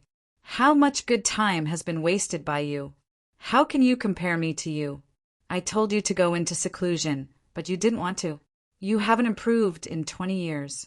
How long have you been stuck in this realm? Senior brother, since we're here in the United States, there are people everywhere who understand English. This guy looks good. Why don't we follow the trend and take in a foreign disciple? Him. Dao Er looked at Katie. Katie panicked for no reason. She looked at Dao Er and Dao Sin hesitantly. What do you think? Can you do it? How do we communicate with him? Simple. Let our junior brother arrange one for us. As he spoke, Dao Sin took out a phone. Katie looked at the phone in Dao San's hand and couldn't help but be surprised. Where did this old man hide his phone? Didn't the police discover it earlier? This was a detention center. They would first be searched by the police, and then a second search would be conducted before they were locked up. Even if they hid their phone in their underwear, they wouldn't be able to hide it. Katie looked at the two old men even more curiously. Dao San ignored Katie's curious gaze and dialed Yangguo's number. Guo, do you miss me? Senior brother, why are you? Cut the crap and send me a translator. It's best if it's a spiritualist. If I don't see anyone in an hour, I'll go out and kill you. Divine Emperor of the Nine Heavens. Chapter 2399. Yang Guo was a little guilty. Soon, a member of the psionic team was sent over. He knew Chinese. It was a Chinese-American, but he was a pure banana person. He had immigrated to America in his father's generation. Hello, Master Dao Er, Master Dao San. I'm from Yangguo. My name is Scott Lee. Katie looked at the Asian newcomer. His hands were handcuffed, but he went straight to Dao Er and Dao San as soon as he came in. She was even more curious about the two old men. Just then, Scott Lee came to Katie. Hello, I'm their translator. Translator? Why? I don't know. I'm just following orders from my superiors. They asked me to help you communicate, Scott Lee said. Superiors? Did they send you to jail? It's only 24 hours, and there's no criminal record. It's just a mission for me. Just then, Dao Er and Dao Sin came to Katie. Kuti was a little wary of these two old men who were talking mysteriously. Big guy, we're from the Dragon Tiger Mountain Heavenly Master Sect in China. My name is Dao Er. We think you have the talent to learn Taoism, which is Eastern magic. Are you willing to be our disciple? Scott Lee translated at the same time. Of course. He could only give a rough explanation. They're from China. They want you to be their disciple. Listen, I won't be their disciple. I didn't even go to university. Do you know why? When I was in high school, I forced 3 teachers to resign. Then I was also expelled. I'm sure they can't take my fists. Katie clenched her fists. Her bare arms were even bigger than Dao Er and Dao San's heads. I don't think they have anything to teach me. He refused. Scott Lee used a more direct method to answer 2 and 3. If you refuse, you might die. Of course, if you're lucky, you might be able to escape. But if you become our disciple, we'll help you. They said that if you refuse, they'll kill you, Scott Lee said. Did they really say that? Something like that, Scott Lee said irresponsibly. Katie shrugged and sat back on the bed. They don't have that ability. All right, if you guys still want to talk, call me at any time, Scott Lee said. Senior brother, what do we do now? I don't know. It's fine if he doesn't want it. This safe is way too hard. Lang Sun helplessly looked at the completely damaged chainsaw wheel in the hands of the 2 workers. One of the workers raised his visor and shook his head. No, it's impossible. It's impossible to open this safe with conventional physical means, unless you use corrosive chemicals or explosives. Ronson shook his head. He still didn't know what was inside. If chemical agents or explosives were used, it was very likely that the contents would be destroyed. His ultimate goal was to arrest Colin. Perhaps the contents of the safe would be a powerful piece of evidence. Therefore, it was impossible for him to use chemicals or explosives to open the safe. Think of another way. The sturdiness of this safe is completely unreasonable, the worker said. Even if it's made of titanium alloy, it shouldn't be this sturdy. Lang Sun reached out and stroked the huge safe in front of him. It was silvery white all over, and there was no trace of screws or bolts connecting it. The safe was completely integrated. Even the connection between the door and the safe was perfect. There was not a single gap. But because of this, Lang Sun was even more certain. The contents of the safe were very important. Although Lang Sun didn't know the exact value of the safe, without a few $100,000, it was impossible to buy or make it. Something that was stored in such an expensive safe box must be very important. Damn, another wheel is broken. The worker looked at Lang Sun. If you can get a laser cutter, you might be able to open this safe. Anyway, conventional means won't work. Laser cutter. Lang Sun immediately had an idea. Although there were no laser cutters in the police station, it didn't mean that he couldn't find one. Through layers of connections, Lang Sun finally got a laser cutter. At the same time, there were people operating the laser cutter, but the laser cutter was really too big. Just assembling the laser cutter would take a few hours. What is this? It tastes terrible. Dao, Sen grumbled as he dropped his fork. Their dinner tonight was macaroni and cheese with a steak. Dao Er also lost his appetite after a few mouthfuls. When we get out, we must teach the youngest a lesson. How dare he lock us in here and ignore us? Dao Er and Dao Sen were both furious. Hey, kid, come here, Dao Er called out to Sko Li. What's the matter, masters? Give Yangor a call and tell him to prepare dinner for us. Sko Li looked at Dao Er and Dao Sen awkwardly. I don't have my phone. Really? Dao Er glanced at Sko Li nonchalantly. Sko Li suddenly shivered. He knew from Yanghua that these two were Yanghua's senior brothers, and they were ridiculously powerful spiritualists, and they were from Dragon Tiger Mountain Sage Sect. In the spiritual world, Dragon Tiger Mountain Sage Sect was definitely the richest of the rich. If Dragon Tiger Mountain Sage Sect was compared to a school, then it was the top school. Almost all spiritualists yearned to go there. Every spiritualist who came from there had the mark of Dragon Tiger Mountain Sage Sect. Almost all of them represented power and nobility. Moreover, Sko Li knew how powerful Yanghua was. How strong were the two people who could make Yanghua afraid? Okay, I'll call Yang now. Katie saw a phone suddenly appear in Sko Li's hand. What's wrong with these people? Where did they hide their phones? Also, it felt like they weren't here to go to jail.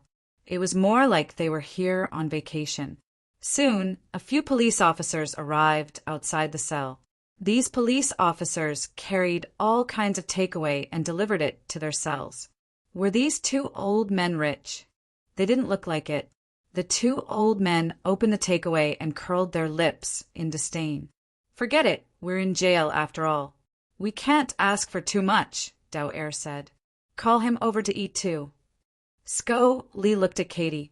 They said you should come over too. Me. I've already eaten. Are you full from that pile of dog shit? Bookmark for easier reading. Chapter 2400. Dao San and Dao Er weren't very satisfied with the new dinner. However, it was already very sumptuous for Katie. In the end, Katie sat in front of Dao Er and Dao San. She ate in big mouthfuls. Compared to the meticulously prepared food, the dinner in the detention center was indeed like dog shit. Who are they? Magicians from the East, Scott Lee said casually. Katie rolled his eyes. Even though Dao San had read his fortune before, he still felt that it might be a coincidence, or that Dao San had played some trick. What about you? I'm a translator, they called. I'm an amateur. Are they very rich? I don't know. What did they do to get in here? They were ordered to bring their junior back to the country. Their junior didn't want to, so they used their connections to temporarily lock them up here. Katie couldn't help but frown. He was a police officer after all. Hearing Scott Lee's words, he couldn't help but think that the police system was corrupt and framing two innocent old men. Katie was considering if he should find a chance to ask Ronson to let the two old men out. How much longer? Ronson asked. Not long. We can penetrate this safe as long as we assemble it. The melting point of titanium alloy isn't high. The cutting temperature of the laser far exceeds the melting point of titanium alloy, the worker said. All their work was actually to assemble the laser cutter. They had been busy since 3 in the afternoon until now. Almost all of their time was spent assembling. Fortunately, after a few hours and the hard work of a dozen workers, the assembly of the laser cutter was nearing completion. We can't penetrate it directly. I want to cut it from the side, Ronson said. They still didn't know what was hidden in the titanium alloy safe. However, if they pierced it directly from the front, it could easily destroy the things inside. Although it was possible to cut it from the side, the danger could be reduced. Okay, we can start cutting. The laser cutter was aimed at the side of the safe. Level 2 laser ready. The person in charge handed Ronson a pair of sunglasses to protect his eyes. Put this on. Otherwise, you might go blind. It's best to stand back. There might be scattering when we use the laser. A green laser shot out from a circular aperture. The green laser hit the outer wall of the safe and immediately bounced off. However, there were baffles beside the safes to prevent damage or injuries from the laser reflection. The laser also left a spot on the titanium alloy safe. The surrounding titanium alloy also showed signs of melting. Increase the output. Current power level is 278. Continue to increase the power. Just then, Ronson heard a puff. A black hole was left on the outer wall of the safe. Cut it open? Yes, cut it open. Ronson nodded. At this moment, the black hole in the safe suddenly emitted a large amount of gas. What's this smell? It's really choking. Cough, cough. The operator hadn't even taken a step when he suddenly fell to the ground. Then the gas began to spread outwards, and the surrounding workers collapsed one after another. Ronson's expression changed dramatically. Could it be that the safe contained poisonous gas? But at that moment, the gas seemed to be controlled again. It began to shrink crazily. Ronson rubbed his eyes and looked at the gas in shock. The gas was behaving very strangely. It was changing in an unimaginable way. Finally, the gas turned into a woman in classic clothes. The woman looked left and right. Then her gaze fell on Lang Sr. Where is this? This isn't the agreed place. The woman looked at Ronson and said, You're not my contact. Where's the delivery man? Where is he now? Stop, don't move. Put your hands on your head. Ronson pulled out his gun and pointed at the strange woman. What's that? A weapon. The woman looked at Ronson and asked, I'm an LAPD officer. I want you to put your hands on your head and get on the ground. Now, immediately. No one can order me, the woman said calmly. Bang, Ronson fired. The woman only tilted her shoulder slightly.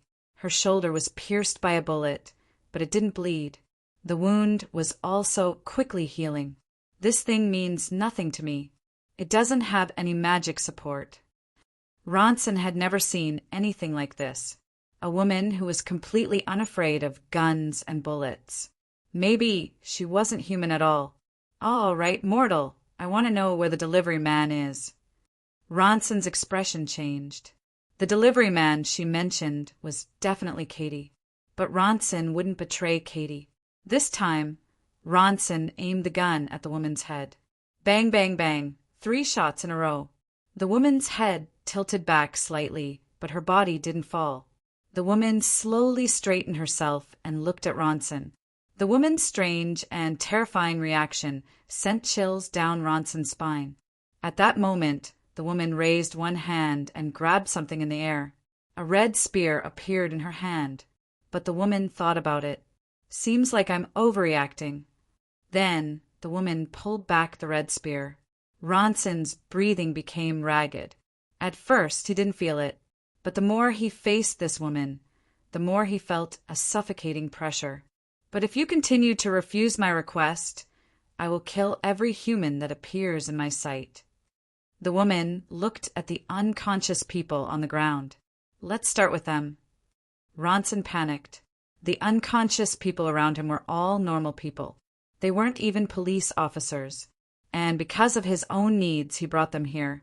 But now he had to drag them down. Ronson felt guilty. At that moment, he was faced with a multiple-choice question. Sacrifice the lives of these normal people or sacrifice Katie's life. Ronson had been using Katie, but the more he did so, the more he felt guilty towards Katie. I can sense that there are many humans here. It shouldn't be hard to kill them all, the woman said calmly. I will take you there. Ronson finally gave in. He still had some hope that this woman wouldn't harm Katie. Wise choice. Who exactly are you? Don't you already have the answer? I'm not human. What is your goal? Goal? Do you think I will tell you? You call me immortal, so you must think of yourself as a god. As a god, would you be afraid of telling a mortal your plan? This kind of provocation doesn't work on me. Chapter 2401. Ronson brought the woman into the cell. Hey, Ronson, who's this woman? She's so pretty. Did she commit a crime too? Lock her in my room. I'll teach her a lesson. Ronson listened to the filthy words of the prisoners in the cells along the way. He was afraid that the woman behind him would go berserk and kill all the prisoners. However, the woman followed behind Ronson expressionlessly. Ronson heaved a long sigh of relief. Are you afraid that I'll kill them? They're just criminals. Most of them deserve to die. Their lives aren't up to you to decide. No, I have the ability and the right to punish them. You can't stop me. Ronson didn't say anything else and silently walked in front. However, he still tried to slow down. I don't like to waste time, the woman said. Suddenly, the woman stopped and took a few steps back. What are you doing? He's not here. Ronson's eyes flickered and he was a little panicked. However, the woman ignored Ronson's shouts and looked at Katie in the cell next to him. Katie, is the woman outside here to see you? Sko, Lee patted Katie. Katie looked at the woman outside and shook her head. I don't know her. At that moment, the woman outside smiled. You don't know me, but I know you, delivery man. Hearing this, Katie raised an eyebrow. Who are you? I'm the living thing you want to deliver. The woman said, you had to fulfill your vow and send me to my destination, but you broke your promise. Katie looked at Ronson and asked him what was going on with her eyes.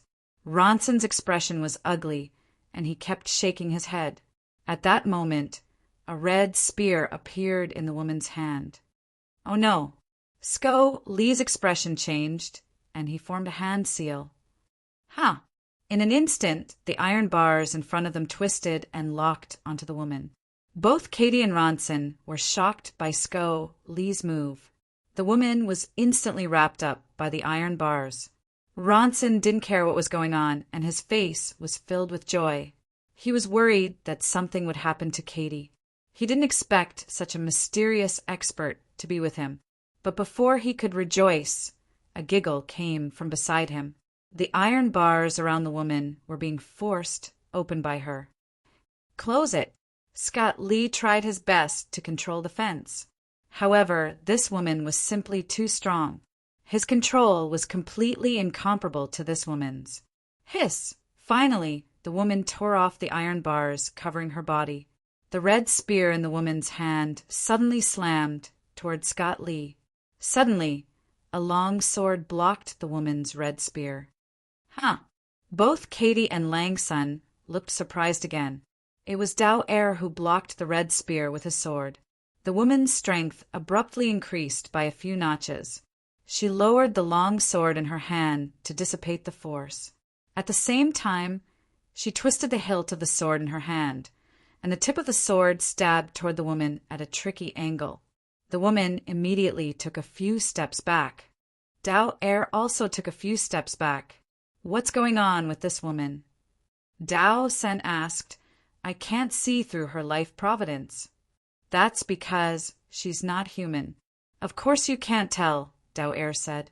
Not human? What was that? Demon? Goblin? Or is it some kind of ghost? I can't tell. Dao Er shook his head. This is too strange. What is this woman? What? Mortal, you're being too rude, the woman said unhappily. I'm a god. God. No, you're not a god. Dao Er shook his head. He had followed Zhang Tianyi down the mountain many times, so he was very knowledgeable. However, he could not tell what this woman was for now. She was definitely not a god. Humph! Golden flames suddenly erupted from the woman's body. Lang Sun, who was beside her, was forced back by the golden flames. The spear in the woman's hand burst into golden flames. Her target was Katie. Katie was so frightened that she stood rooted to the ground when she saw the golden flames. At that moment, Dao Er took out an 8 trigrams mirror and placed it in front of Katie. He shouted, "Reflect!" The golden flames were instantly reflected back to the woman. However, the woman was not afraid of his attack. A very good magical tool. You mortals can only rely on tricks like this to survive. Even if I don't use this artifact, I can still suppress you. As soon as Dao Er finished speaking, the 8 trigrams mirror in his hand suddenly disappeared. Senior brother, why did you put away the 8 trigrams mirror? I didn't, however, the woman did not give them any time to hesitate. She suddenly stabbed the red spear in her hand at Dao Er. Damn it. Dao Sen suddenly threw out dozens of talismans. The woman immediately changed her attack pattern and swung the red spear to knock the talismans away. However, the talismans were like nimble birds, cleverly avoiding the woman's spear and sticking to the woman's body one after another. Once the talismans were stuck to the woman's body, she would immediately lose her bodily functions. Soon, the woman's body was covered in talismans. Masters, you're the best. You finally subdued this woman, Scott Lee exclaimed in surprise. Katie's mouth was also wide open, her face filled with disbelief. Eastern magic casters. Are you really Eastern magic casters? Lang Sun heaved a long sigh of relief. Fortunately, these 2 old Chinamen were here. Otherwise, the consequences would have been unimaginable. However, Dao Er and Dao Sen did not look too good. This is only temporary. We'd better change places. What? Why? Dao Er and Dao Sen did not explain, because there was no need for them to. They had already discovered that the talismans on the woman's body were being ignited one by one. Soon, the woman would regain her freedom. Master, get rid of her while she can't move, Scott Lee shouted anxiously. Dao Er shook his head. These talismans are called invulnerable talismans. They can subdue enemies, but not hurt them. To hurt someone, you have to break the talismans first. We've used so many talismans and only managed to trap her for a moment. She's not to be underestimated. Then what should we do? What should we do? Of course, we should find an empty place to fight. What else do you think? Boom! At that moment, Dao San had already destroyed the wall opposite them, revealing a huge hole. Leave from here. Is this considered a prison break? Lang Sun asked hesitantly. Katie rolled her eyes. Or should we stay here and wait for death? In the end, they left through the hole. A few minutes later, the talismans on the woman burned away, and she regained her freedom. Chapter 2402. Hi, Qin, are you asleep? David called Qin Zhao. Qin, Zhao rubbed his eyes and then pinched his forehead. Yes. If there's nothing else, I wish you a good night. What if there's something? David asked. If it's drinking, you can wait until tomorrow. I never wake you up in the middle of the night to drink. Okay, so you're in trouble? Or Kate? It's not me or Kate. It's LAPD, David said. Of course, it's my trouble too. Oh, I remember you're the deputy chief of LAPD now, right? I forgot to congratulate you. I'm not here to ask for a blessing. I'll give you a present too. I'm not asking for a present either. Then what do you want? Can you come to the police station? Did you accept some evil organization's blackmail and set up a trap in the police station? Then the moment I step in, you'll blow me up along with the police station? That's not funny at all. Okay, I'll go now. Chun Zhao knew that David wouldn't call him at this time if it wasn't something important. After arriving at the police station, Chun Zhao asked along the way and found David in the surveillance room. Hey, David, you're here alone. Are you watching something that's not suitable for children? David turned around and glanced at Chun Zhao. It's indeed inappropriate. Come take a look. So exciting. Intrigued, Chun Zhao sat beside David. He'd been looking forward to what kind of exciting scenes David would show him. In the end, David played a battle between spiritualists. Isn't there anything more exciting? I'm a bit disappointed. Chun Zhao pursed his lips. But where did you get the video? It happened in the detention center an hour ago, David said. No one else saw it, right? Chun Zhao asked, frowning. I rushed here immediately and forbade anyone else from coming in. As he spoke, David pressed the delete button and erased the recording completely. I don't know where that woman came from, but she kidnapped my subordinate, Ronson, and forced him to bring her into the detention center. Then she attacked one of the cells that held 4 prisoners, but the people in that cell didn't seem to be ordinary people. Then there was a conflict between the 2 sides, and the woman was controlled. Then the 4 prisoners and Ronson escaped through the hole that was blasted open. Their current whereabouts are unknown. What do you want me to do? Capture all of them? Or secretly execute him? I don't care about the others, but Ronson is my subordinate. I must ensure his safety. Okay, which direction did they run to? I don't know. Aren't you a spiritualist? Wouldn't you know once you do a divination? Chun Zhao rolled his eyes. I'm not a prophet, nor do I know astrology. Anyway, this is what you're good at. You definitely have a way. Chun Zhao rubbed his forehead. Okay, I'll think of something. I'll go to the detention center and see if I can find any clues. David accompanied Chun Zhao to the detention center.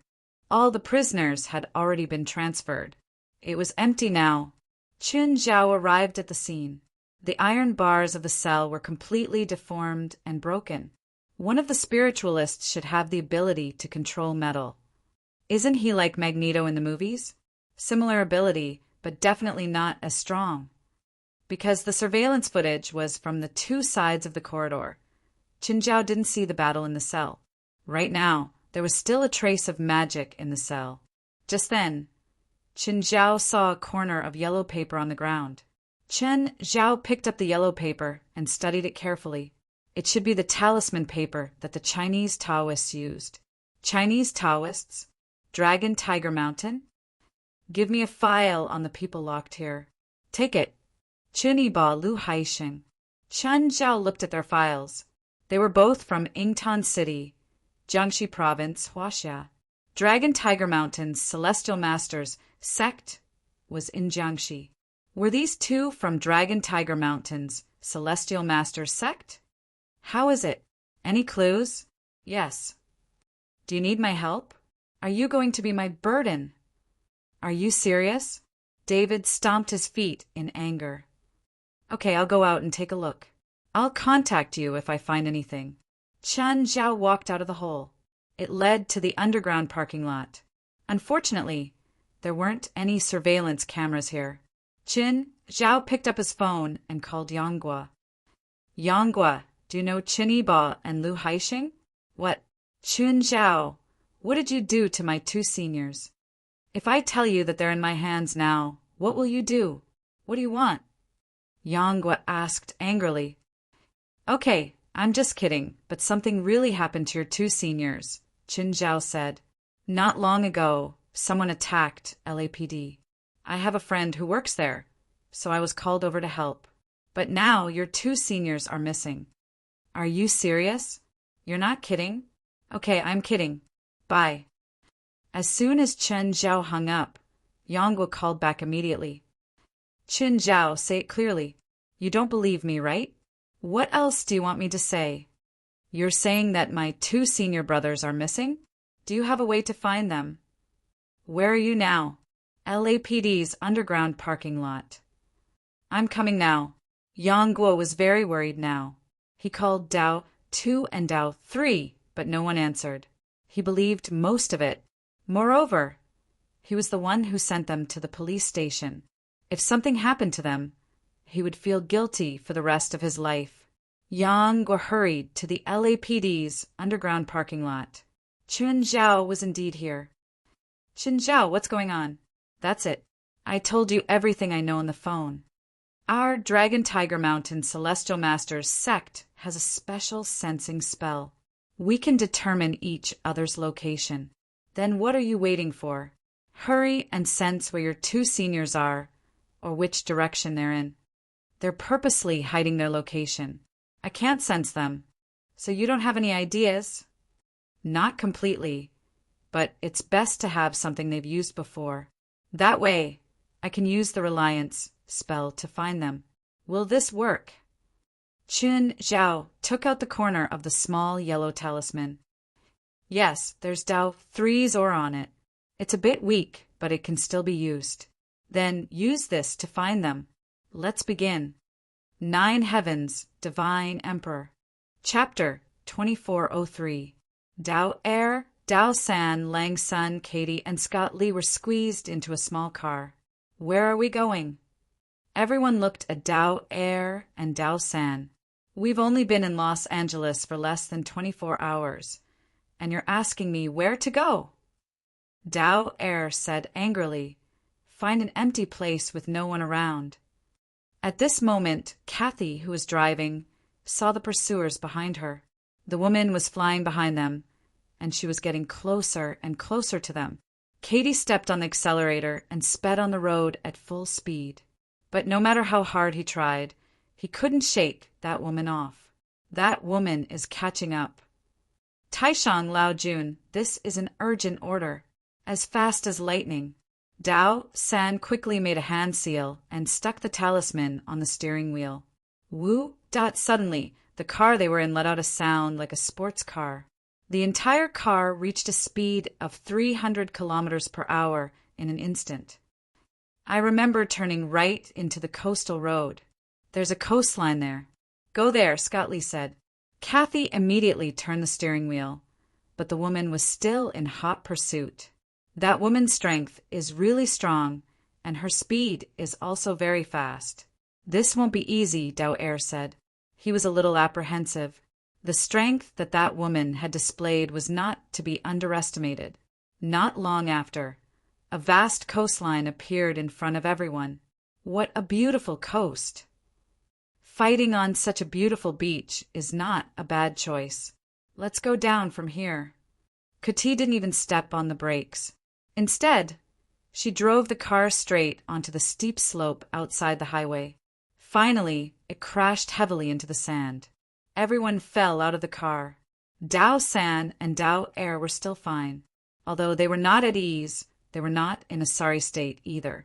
At this moment, the woman caught up with them and looked down at them. Aren't you going to continue running? Dao Air and Dao San looked at each other and made a hand seal at the same time. Boundless heaven and earth. Borrow the power of the universe. Once it is drawn back, there will be no survival. At this moment, the two of them were suddenly covered in a layer of green and red gas. 2 tall and mighty Dharma idols emerged from the green and red mist. Shintu, Yulei. The others quickly backed away in fright, even though Dao San and Dao Air were on their side. However, the 2 Dharma idols in front of him were still very shocking. Shentu and Yulei were guardian spirits, and they also had deity positions in Taoism. It was widespread among the people, and there were some who faintly gathered spirits to become gods. Dao Air controlled the Shentu Dharma idol to wield a pair of scissors in one hand and a hammer in the other. He waved his arms, and the power of wind and thunder was instantly boosted as he struck the woman. The woman's face darkened. She could also see that these 2 Dharma powers were not ordinary. Not daring to be careless, he immediately took out his red spear to face the enemy. Golden flames burst out from the tip of the red spear. Bang! The two forces collided, but no one gained the upper hand. At that moment, Yulei, who was controlled by Dao San, also attacked. Yulei held two swords in his hands and imbued them with the power of water and fire. He shot them at the woman at the same time. The woman's expression was cold as she blocked the attack with her golden flames again. The three of them exchanged a few moves, but it was a draw. However, Dao Air and Dao San's cultivation base and magic power were profound, so they had the upper hand. You mortals are still so shameless, used to bullying the few with numbers. How can a demon from the outer realm know that my Dao is natural? Even if we fight one-on-one, you might not necessarily win. Senior brother, I can't move. At that moment, Dao San's body seemed to have been hit by a spell. Not only could he not move his body, but the Yulei Dharma body he had summoned also disappeared. Yulei and Shin too were originally of the same origin, so they complemented each other. If there was only one of them, their strength would be greatly reduced. Oh no, it's the spirit of speech. This woman can use the spirit of speech. Dao Air's expression changed drastically. The woman couldn't help but reveal a proud expression. She then said with a hint of pride, "Spirit of words? This is not a low-level spirit of speech, it's a law." Dao Air and Dao San looked at each other. Dao Air shook his head. "With your strength, you can't control the laws. Although I don't know how you did it, you definitely can't control the laws." What was a law? To a spiritualist, the laws were like the laws of a normal person's society. Even his own grandmaster, who had an exceedingly high cultivation base, had not grasped the laws of nature. Although the woman in front of them was powerful, she was many times weaker than their grandmaster. Therefore, they did not believe that this woman could control the laws. You don't believe me? Then let me show you the true power of the laws. The woman snorted coldly. She looked at Dao Air and Dao San and shouted, "Dispel the spell!" Instantly, the Shen Tu Dharma body that Dao Air had summoned was cancelled. How was this possible? Dao Air and Dao San's expressions changed drastically again. The woman did not give them time to react. Golden flames surged towards them. The two hurriedly dodged, but at this moment the woman said again, "Hit!" Boom, boom! With two shocking explosions, Dao Air and Dao San fell to the ground in a sorry state. Their clothes, hair, eyebrows, and beards were all burnt to a crisp. Just as the two were about to cast healing spells, they heard the woman shout, "Healing seal!" The two's healing spells were immediately interrupted. This made the two of them waver. This woman might not have the strength to crush them. However, her law-like power left them with nowhere to use it. "Let's fight her!" The two of them roared in exasperation. Dao Air tore off his Taoist robe, revealing his skinny upper body. Dao San, on the other hand, struck a strange pose. The two of them prepared themselves. "Mana interruption!" the woman shouted again. In an instant, Dao Air and Dao San spat out a mouthful of blood at the same time. They were prepared to fight with their lives on the line. They were already accumulating their qi, but they did not expect this woman to directly interrupt their qi and magic power.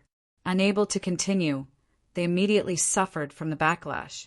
"What's the situation now, Scully?" Those two old China men seemed to be losing. Sko Li's expression was extremely solemn. That woman was really too strong. No, to be more precise, it was strange. Her ability was too strange. She had forcefully turned the tide of defeat into victory.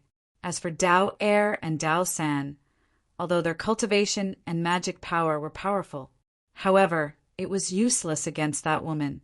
We can't use qi-breaking spells. This woman's ability is too strange. If she really is using law, then what does her law contain? I can't tell. If we can't break her ability, we will most likely lose. This woman was indeed very strong, but she had not reached the point where she could crush Dao Air and Dao San. Just like before, Dao Air and Dao San could summon Yulei and Shen too to gain the upper hand. However, this woman's ability directly broke their spells. They could not figure out whether this woman was using law or not.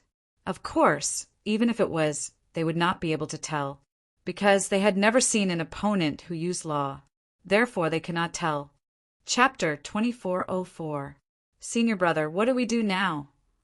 Dao Er held his breath and looked at the troublesome woman in front of him. Looks like we have no choice but to use our trump card. Dao San was shocked when he heard Dao Er's words. The woman sensed the changes in Dao Er and Dao San. Dao Er suddenly took out a talisman. Talisman seal. The woman immediately ordered. However, Dao Er's lips curled into a smile. The talisman suddenly turned into a golden hollow ball. Go! The golden hollow ball tore through the air and grew larger after flying for a while. By the time it reached the woman, it had already become a giant ball with a diameter of more than 10 meters. The woman pointed her red spear at the giant ball, but it did not touch the body. The spear passed through the giant ball. Then a huge suction force came and sucked the woman into the giant ball. In the next instant, the giant ball shrank rapidly. Dao San pressed his palms against the ground. Golden red patterns spread out from Dao San's palms. These golden red patterns crawled up the hollow ball like living creatures. In the blink of an eye, they covered the entire outside of the hollow ball. Universal 8 desolation. Dao of nature, suppress! Dao San shouted. Cold sweat broke out on his forehead. In the next moment, his magic power paused again, and the hollow ball suddenly exploded. The woman regained her freedom. Her face was filled with rage. These 2 old Taoist priests were too much of a threat to her. Their endless methods brought her great danger every time. If she had not used the same trick again and sealed Dao San's magic power, he would not have been able to use his techniques. She might have really been suppressed by Dao San. The woman's eyes flashed with a fierce glint. At this moment, the woman's body began to twist, and the golden flames on her body became more intense. Senior brother, what is that woman doing? She's not doing anything good. The woman's body twisted and suddenly split into a clone. Upon closer inspection, it was not a clone but another woman. Her figure, appearance, and temperament were completely different. However, this woman's aura was no weaker than the first woman's. Damn, it can't be. I can't even handle one, and now another. However, this was not the end result. The 2 women began to split again, and 2 became 4. The 4 women's strength was almost the same. Dao Er and Dao San looked at each other. Junior brother, bring out your trump card. All right, senior brother. The 2 of them shouted in unison. Boundless heaven and earth, borrow the power of Qian Kuan. Run, run. The 4 women, as well as Scott Lee and the others, were all stunned. Be it the enemies or the allies, no one could react in time. At this moment, Dao Er and Dao San raised a gust of wind. Scott Lee, Katie, and Ronson were swept up by the gale and swept towards the sea. The 4 women were angry and angry. Even when they were running away, they still had to make such a big scene. When they heard Dao Er and Dao San's shouts, they thought that they really had some trump card up their sleeves. But it turned out that they were running away. However, the 4 women did not intend to let them go and immediately chased after them. 5 elements escape art, water escape, 1,000-mile rapids. Dao Er shouted, and the 5 of them immediately dived into the sea. Aside from Scott Lee, Katie and Ronson were still in shock. They had never come into contact with supernatural incidents before. At this moment, inconceivable things kept happening. He wasn't wearing any equipment, but he could breathe freely in the sea. Moreover, he was moving faster than any marine vehicle. The 4 women were still following him closely above the sea. Although they did not enter the water, as long as they did not lose them, everything they had done before would be for naught. Dao Er looked up and exchanged a glance with Dao San. Dao San made a hand seal underwater. In an instant, for clones of Dao San suddenly appeared around them. These 4 clones all carried Dao San's aura. Under Dao San's command, these clones immediately scattered and fled in different directions. "Split up and chase after them," the first woman ordered. Yes, the 4 women immediately chased in 4 different directions. Meanwhile, at the bottom of the sea directly below them, Dao Air secretly poked his head out and glanced at the sea. "Phew, we've finally lost them.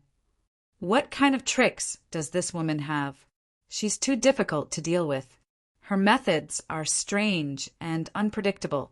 Let's not talk so much and float to the surface first. My water escape art can't last for too long." The group floated to the surface. At this moment, most of their magic power had already been used up. For cultivators like them, their essence, chi, and spirit were different from ordinary people. However, essence, chi, and spirit were all maintained by magic power. Once they used up too much of their magic power, their energy and stamina would also be greatly reduced. "Xiao Li, is there any way to send us to the nearest land? We're out of energy," Dao San said with a pale face. The 2 of them had first fought and suffered heavy injuries. In addition, they had forcefully used magic power and spells after a few backlashes. At this moment, it was difficult for them to maintain their previous state. "Yes, please wait for a moment, masters. Watch me." While speaking, Scott Lee spread his arms and used his ability. Something in the sea seemed to be gathering towards them. Soon, everyone knew what was going on. Scott Lee used his ability to gather the trace amounts of metal elements in the sea and the bottom of the sea to form a small iron boat. However, at this moment, a sudden voice came from above them. "Is this the coffin you chose?" Everyone looked up and saw a figure appear out of thin air. It was that woman. Everyone's expression changed drastically. "Not bad at tricking everyone. But I also know this trick." The woman looked down at them from above. At this moment, Dao Air and Dao San's faces were withered. They were already exhausted and had no strength left to fight. Scott Lee was even weaker. He didn't have much strength to begin with. Just now, he had used up most of his magic power to create this small iron boat, so he couldn't fight anymore. "Cough, cough. Looks like we're going to die here soon." "Very good. At least you've learned to give up." The woman held a red spear in her hand. Golden flames were brewing. Suddenly, the surface of the sea in the distance exploded. Following that, a black liquid shot out from the sea towards the woman. The woman immediately turned her spear around. The golden flames collided with the black liquid and canceled each other out. Everyone looked over and saw a small island rising from the surface of the sea. No, it wasn't a small island, but the head of some creature. The head was slowly rising from the surface of the sea. It was the head of a giant snake. However, this giant snake's head was different from normal snakes. It had a pair of fins on both sides of its head. Sea monster. That was everyone's first thought. Chapter 2405. The snake monster opened its bloody mouth and spat out a jet of black venom.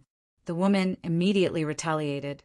The red spear in her hand emitted a blinding golden light. The black venom could not block the golden light at all and struck the snake's head. Whoosh! The snake's head was blasted to pieces by the golden light. The snake's neck sank into the sea without its head. Just when everyone thought that this was an interlude that had come and gone quickly, a figure suddenly appeared in front of them. An unprecedented giant wave was rising in front of them. Everyone's mouths were agape. Half the sky was already covered by the giant wave. The woman's expression changed drastically. Her body twisted and split into 16 clones.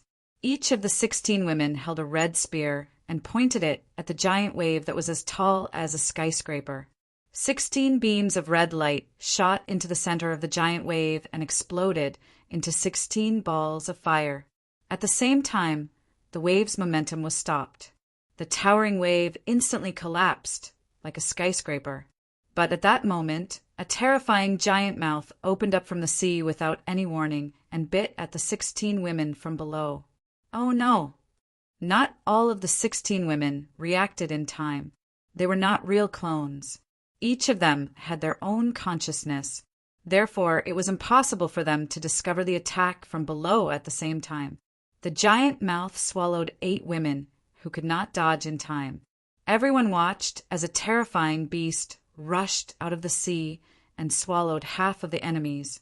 This was an indescribable shock. "Return my sisters to me." The first woman was enraged.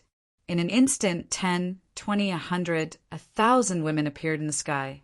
Everyone's eyes widened, and their faces were filled with shock. Dao Er and Dao Sen finally understood that the woman had not used her true strength during the battle.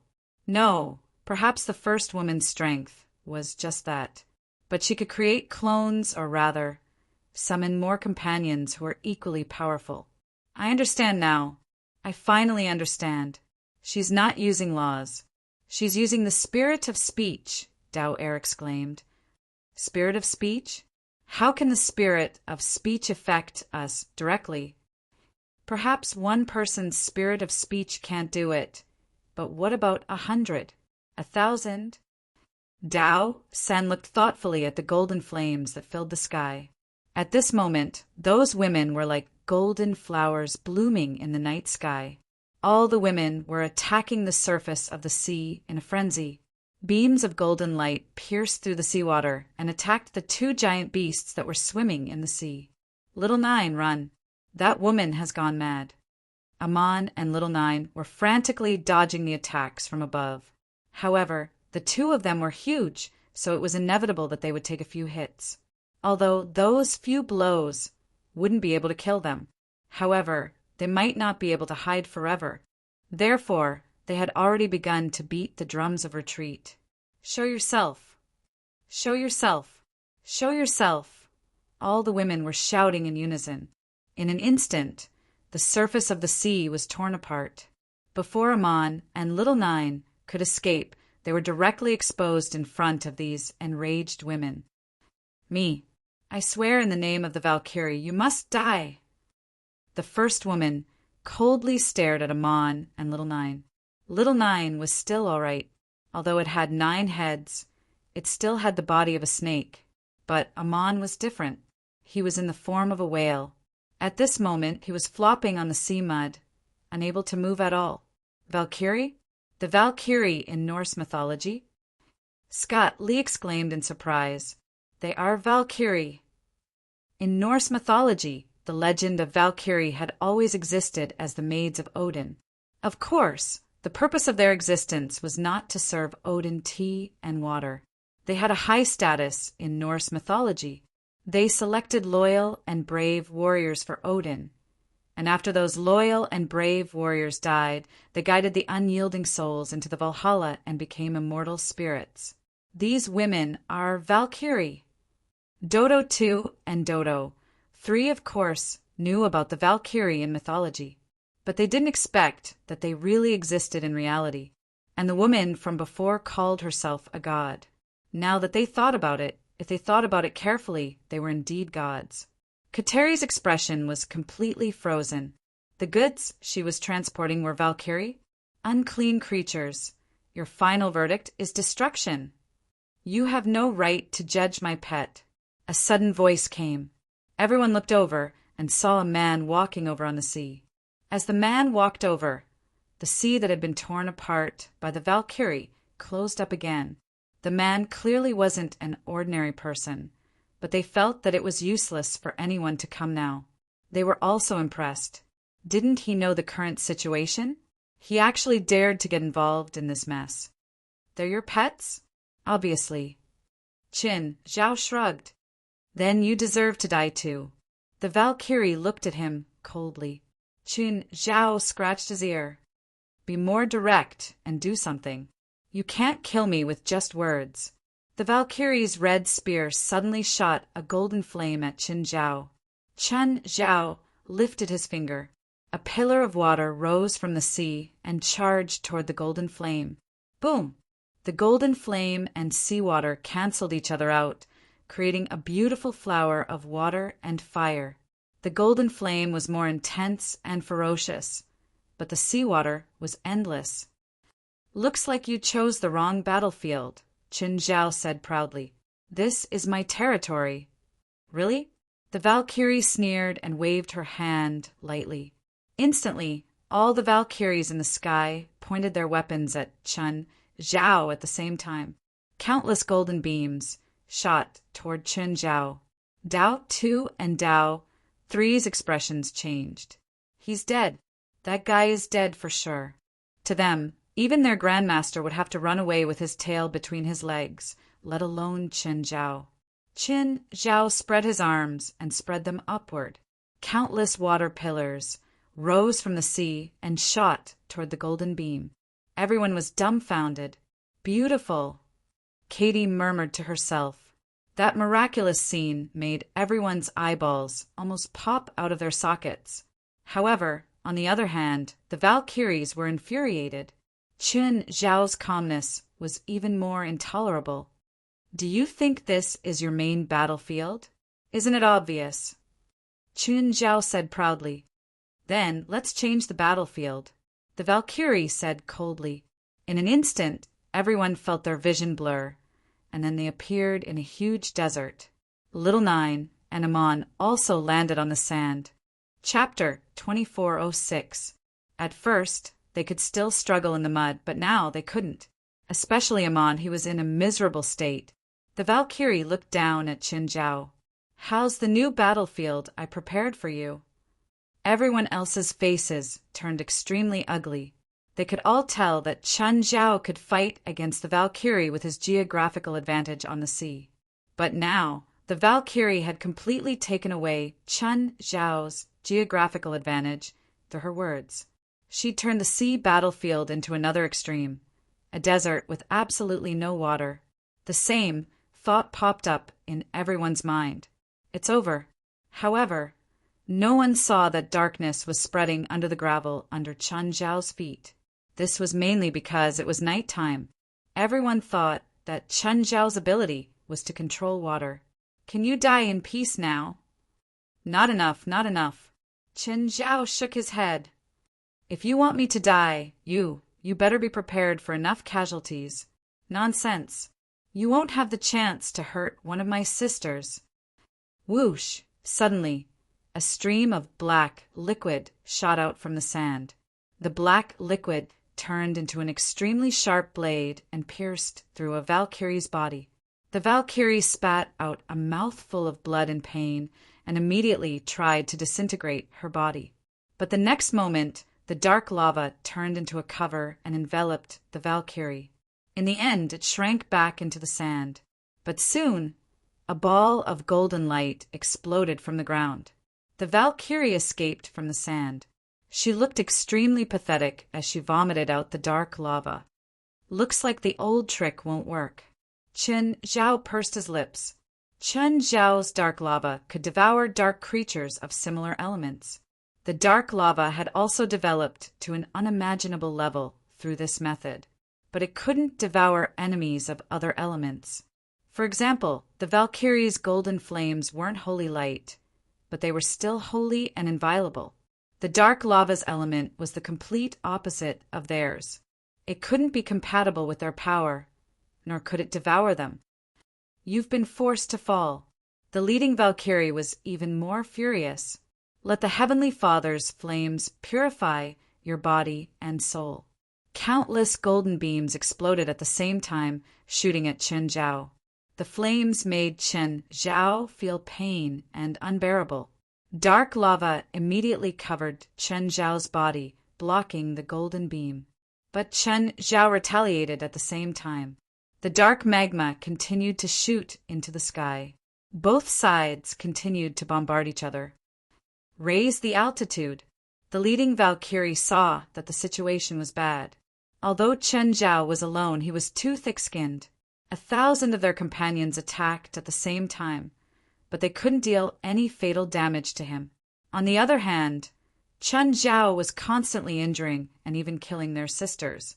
Therefore, She had to temporarily adjust her tactics and increase her altitude to avoid the invasion of the dark magma. You are very powerful, but the dark matter that flows out of the sewers is not enough for you to win. If you don't run, it should be enough. Chen Zhao looked at the Valkyries, who were raising their heights one by one. A hint of disappointment appeared on his face.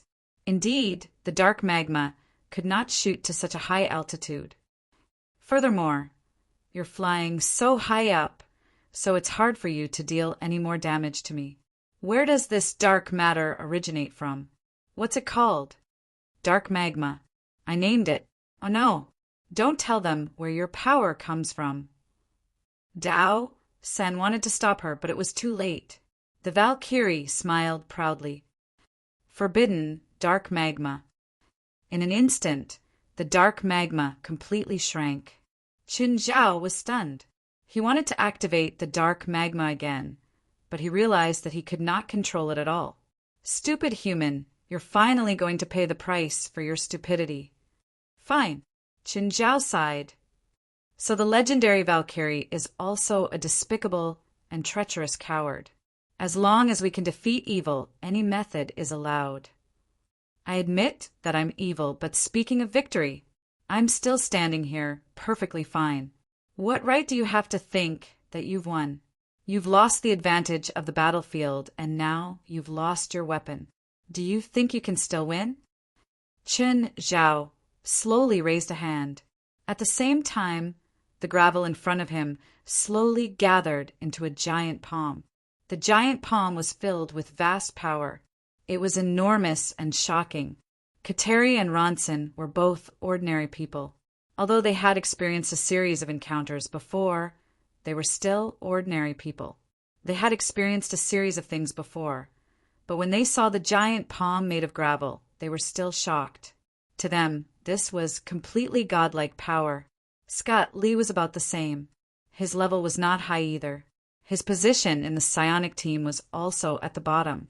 Otherwise, Yongguo would not have sent him to translate for Dao Tu and Dao San. He had thought that the core members of the psionic team were already the top spiritualists in the spiritual world. But when he saw Chen Zhao, he realized that these so-called top spiritualists were so weak.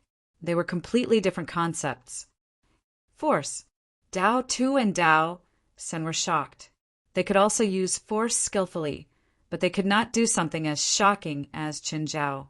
Everyone's force was different, and the force they borrowed was also different in strength. They did not understand where Chen Zhao had borrowed such a huge force. Moreover, he could withstand such a force and not be overwhelmed by it. The gigantic palm swept across the sky. Whoosh! Dozens of Valkyries were slapped by the giant palm. They would either be smashed into smithereens or sent flying. The Valkyries could only fly higher again. The human before them was definitely the most troublesome human they had ever met.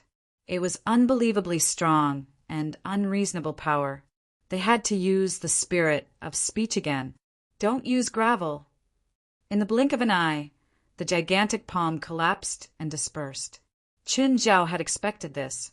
The leading Valkyrie looked back at the messy formation of the sisters. Her expression was solemn and angry. This time, she was no longer as happy and smug as before when she had sealed one of Chen Zhao's abilities. Come, I'm all ears. You can say a few words of victory now. Do you really think you can win? I really think so. Qin Zhao nodded honestly. The leading Valkyrie did not say anything else. She raised her red spear and shouted, "Sisters, it's time to make our enemies tremble."